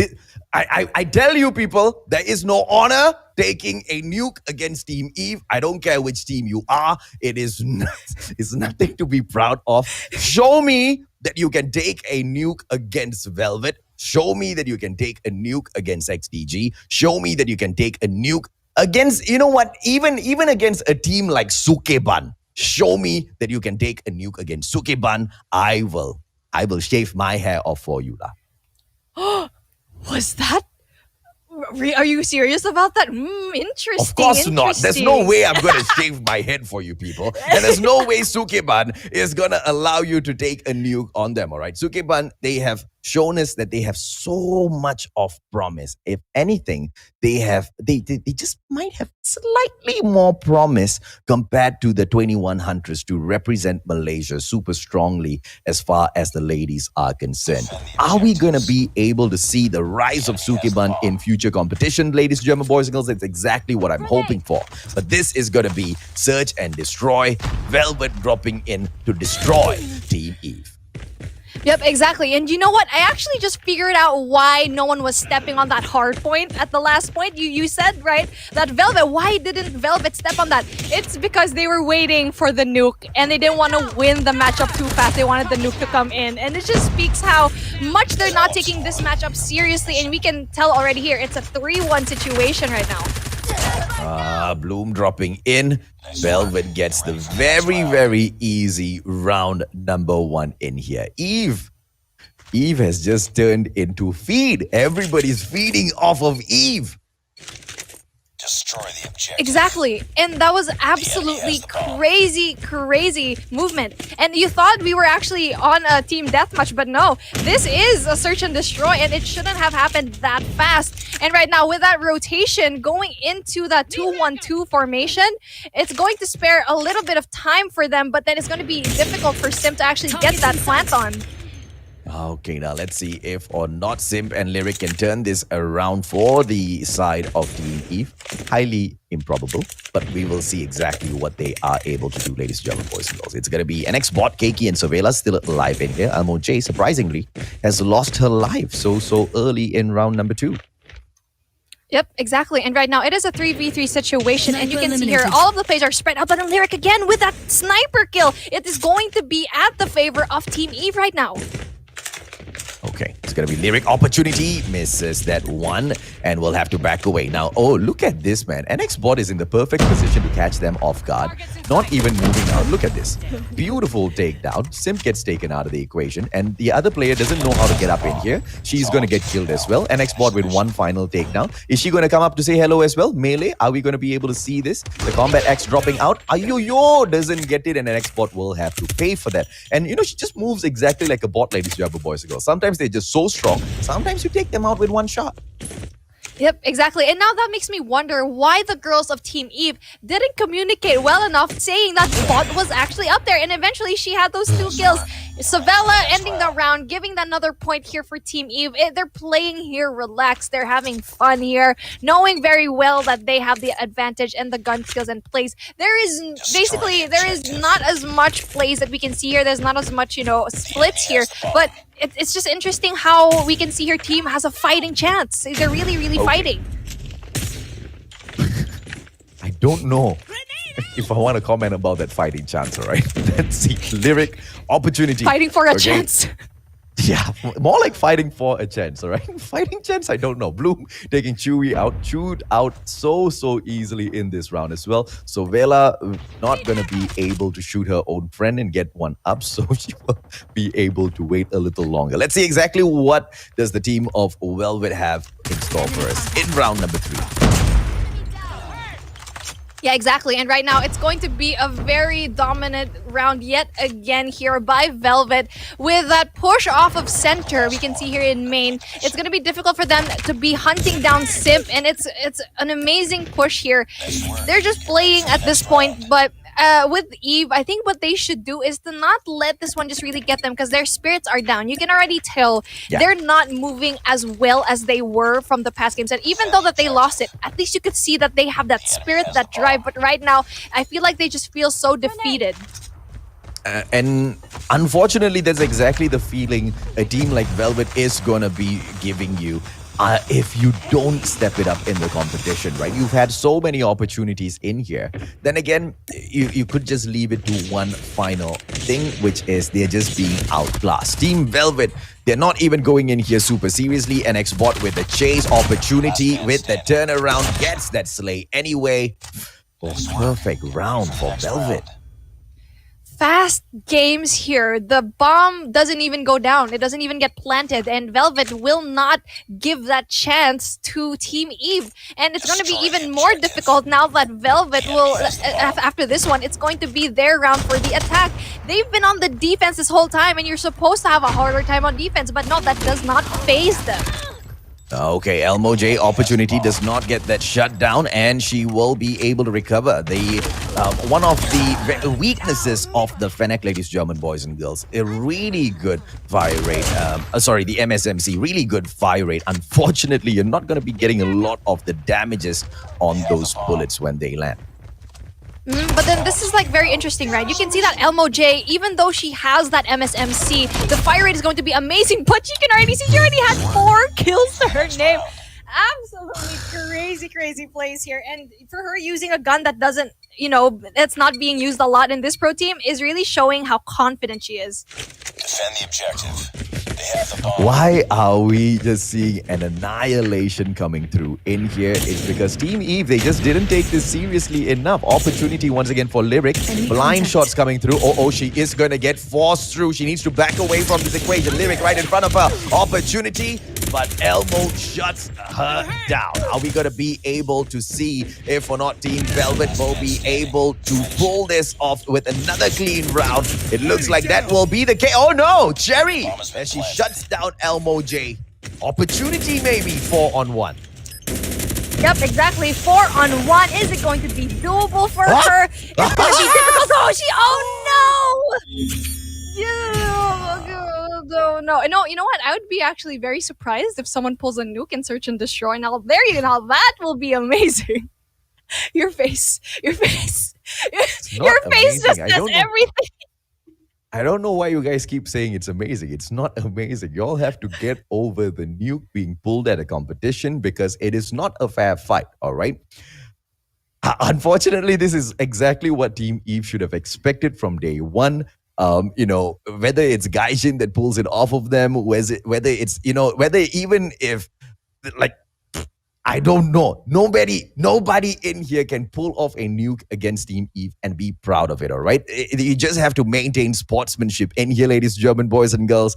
If you take it up against one of the bigger teams, one of the stronger teams, yeah, maybe that's something to shout about. But either way, Elmo J played an absolute perfect game, even in Search and Destroy B.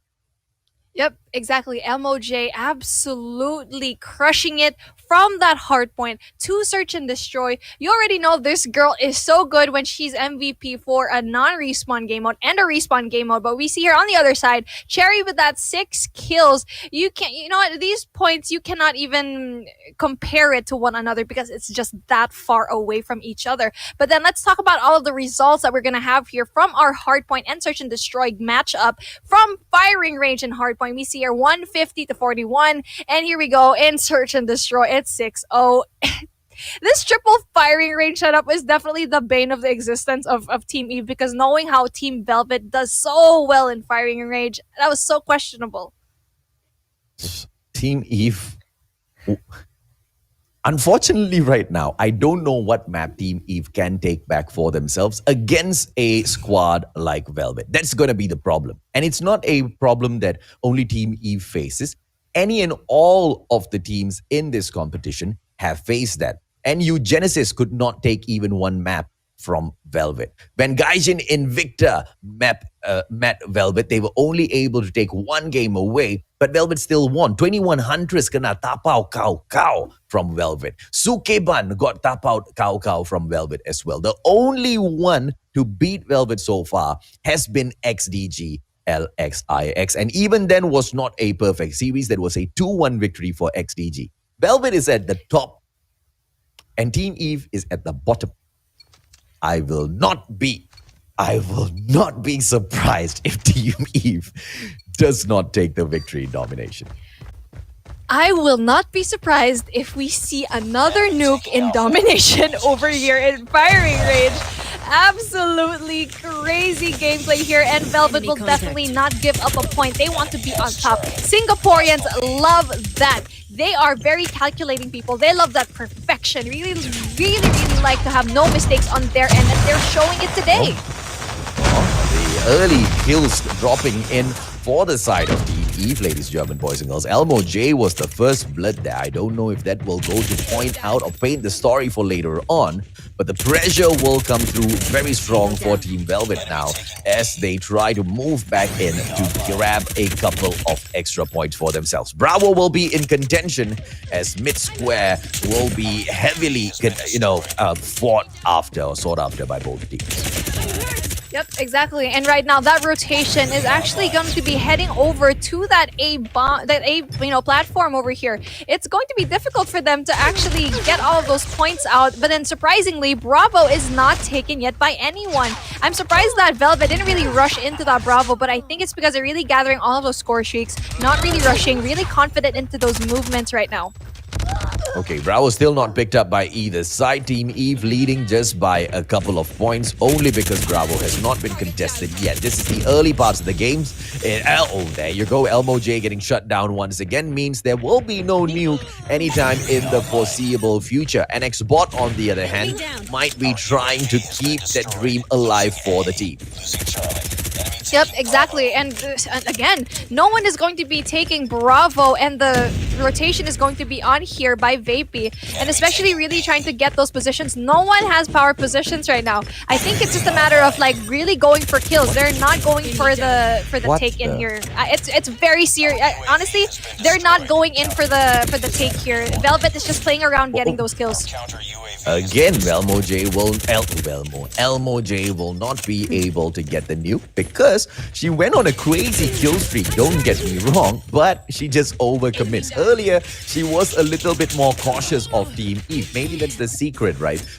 By giving that respect to your opponents, maybe then you'll be able to pull off a really clean game. Elmo J clearly just wants yet another nuke. She's thirsty for it. Gonna be denied. 35 to 34. It's still an equal game in here just because Bravo has not been picked up. It's been a while since I've seen those gravity spikes fly through the air. I know, I haven't seen that in a while, and 2 members of the Team Eve actually has that. And it's going to be interesting how they actually take it, as Charlie is going to be trying to get taken down, but then Bravo is still needed to be taken. But then Alpha, here we go, AJ, the response from Velvet.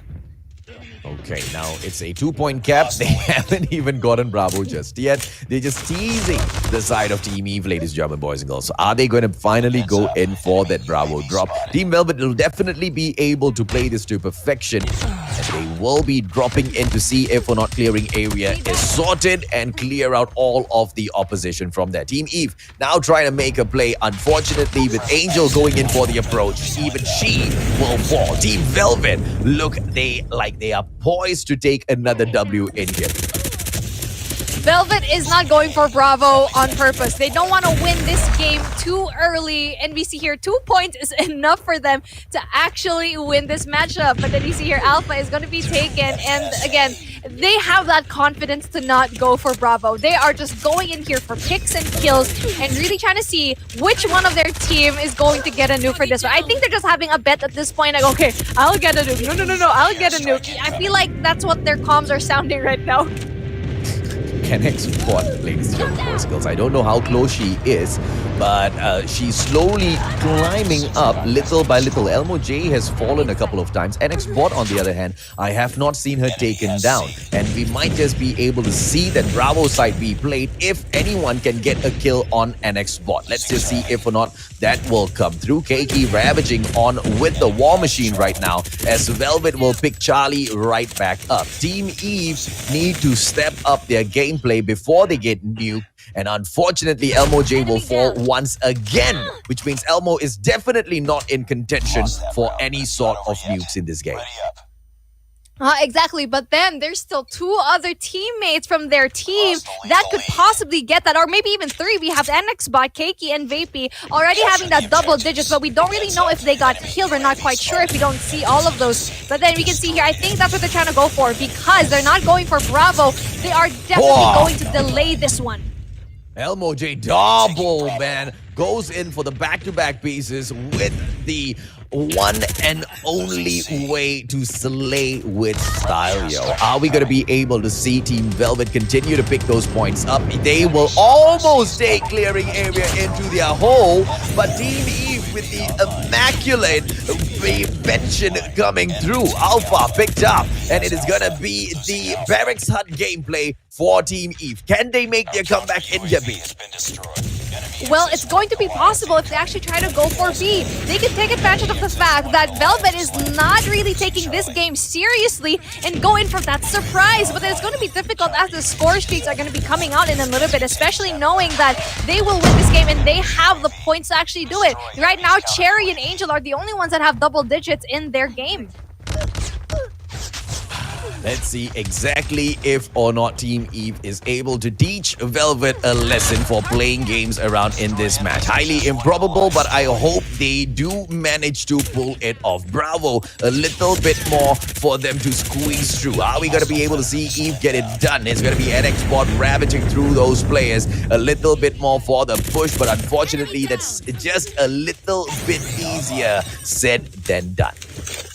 Yep, exactly. And they're really delaying. They're not even cleaning up Bravo. Velvet is having this time to get all of those kills, but then they are going to have 2 points right now, and it's going to be, they're going to let A be captured. Let's be real. They're really just playing here for kills and trying to see who can get the most streaks and all of that. They might even bring out all of their score streaks at the very end, but then they're really just delaying all of these points just so they can have fun and get more kills.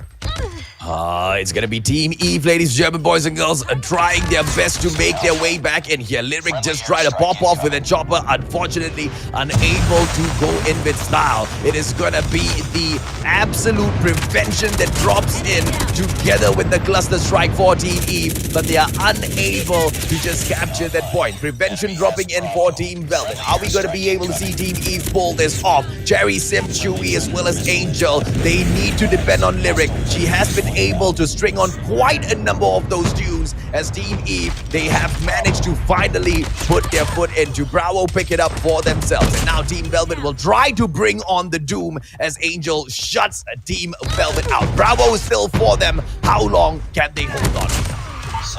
Exactly, and right now what Team Eve can do is not allow themselves to be obliterated like they were in Hardpoint and really deny all of those nukes, and they're gonna have a hard time really doing that, especially how 105 and 111 is gonna be close games, and I think at this point Velvet is gonna want to take this game seriously. Oh, look at that, man. Team Eve preventing the takeover on Bravo. Vapi! Alamak. Velvet finally settling that off, but the fight for clearing area might just pop through. Vapi in here with the double kill and will be able to force the pressure on Barracksat as well. This is a two-lady pickup on Barracksat, and the triple cap will go to look for the closure. Velvet finally won the take Team Bit up their gameplay. Barracksat pulled right back. Oh, prevention dropping it at that final moment by Bloom to make sure they will hold on to the triple cap beat.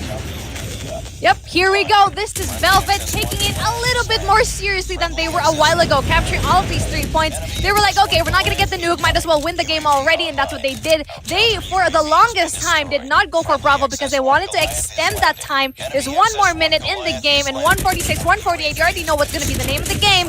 Velvet is going to win this one, absolutely dominating Domination, and not just Domination, all 3 matchups. They are going to be getting 3 points plus a nuke over Team Eve.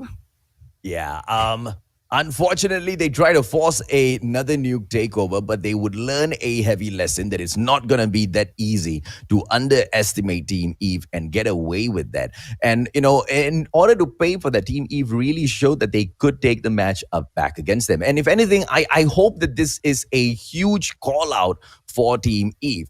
The fact that, you know, so many have tried to trample them and so many have tried to make a name off of Team Eve using this competition. I want to see Team Eve drop back into the next season or drop back into another league in here and tap out all of these squads beef.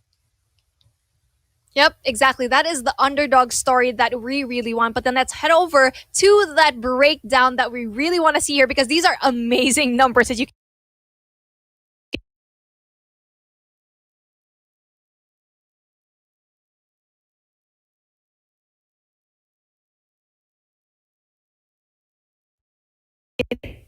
getting it done really well for the side of, you know, Team Eve as well.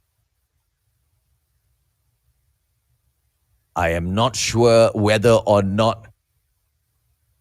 Yeah, I'm not sure whether or not we are talking over each other, ladies, German boys and girls, on your side. But unfortunately, we have kind of lost Beef Mommy for a little bit in here. She will be joining us back in a little bit. 41-26. Unfortunately, you know, the side of Team Eve, they were outshined by Velvet. But I really love the heart that Team Eve has shown us in this competition thus far. And if anything, they truly have won Mind Beef.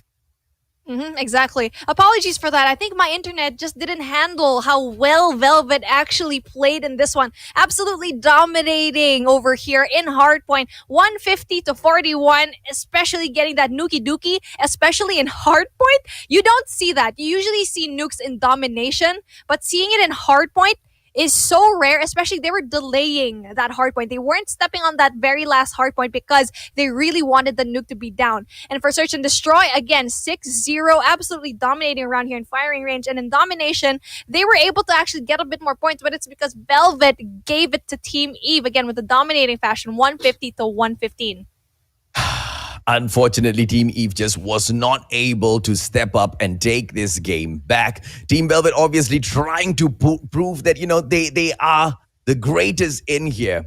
But, you know, that storyline or that sort of a statement would have been so much more apt against a team, you know, that could have given them a greater fight compared to Team Eve. If anything, Team Eve, they have been amazing as they have shown a never die attitude in this competition. Yep, exactly. And I feel like what lacked in their positioning right now is the not being able to really educate themselves on these other teams. But here we go, that infamous nuke that we see here for Elmo J in Hardpoint nonetheless. And you can see that they're like doing it on purpose, not really stepping on this hardpoint just so they can get more kills and letting that nuke go down. And again, with a team like Velvet, they're not going to allow to be able to, you know, get stepped on. But then with Eve, you already know they kind of lost their spirits at the very end. And that's one thing that you should really learn in the pro scene. Like, I know that it's hard, especially being here in the first time, is to not lose your spirit, is to have that momentum going. We've seen here, NU Genesis was also a newbie here, but they did not lose hope, even though they've been swept on as well. They took that and they really fired it in their stomach to actually get better. But with Team Team Eve, I think they just lack that momentum. They lack that fire in them. And I feel like all of those defeats, they took to heart. They did not, they weren't able to actually get that and really study. And, it really shows that they really tried to go here for fun. But then this opportunity that you have, you beat out hundreds of teams and you will not get this opportunity again. And I hope this is a learning experience for this team to really do a better job next time. No doubt about that, man. Team Eve should have definitely taken this opportunity a little bit more seriously, because to be able to step in here, and these are the grassroots competitions stepping up for the women in the Call of Duty mobile scene, right? And these are the first few opportunities for you to go in and stamp your name, stamp your ground. And given everything that Team Eve has been through in this competition, I feel like, they surely have made it a point for everyone to remember their name. And, whether it be for good or bad reasons.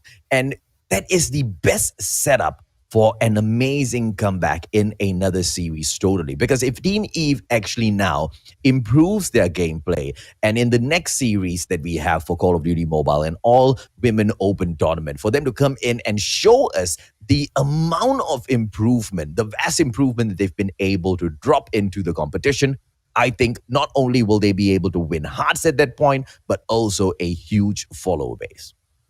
Yes, exactly. Now that is the storyline that we really want to root for, because we don't like seeing teams being trampled on, especially at a tournament like this. We want them to do better. And Eve, if you're actually listening to this, we know that you can do better, especially if you really want to pursue being in the Call of Duty mobile scene. You have the chops for it. The reason why you beat out so many teams is because, you are good, and really having that spirit, that drive is going to be that first step. And, technique and, all of that gunfights and those plays really come in second. The really, important thing is to have that heart to keep going. And even though you have that disadvantage, to take that into something beautiful. And hopefully you come into this competition yet again with that, that fire, that thirst to win. And, being labeled as a team who got a nuke, that should be enough fire for you to really just shut down all of those haters, shut down everyone who doubted you, and to prove everyone wrong.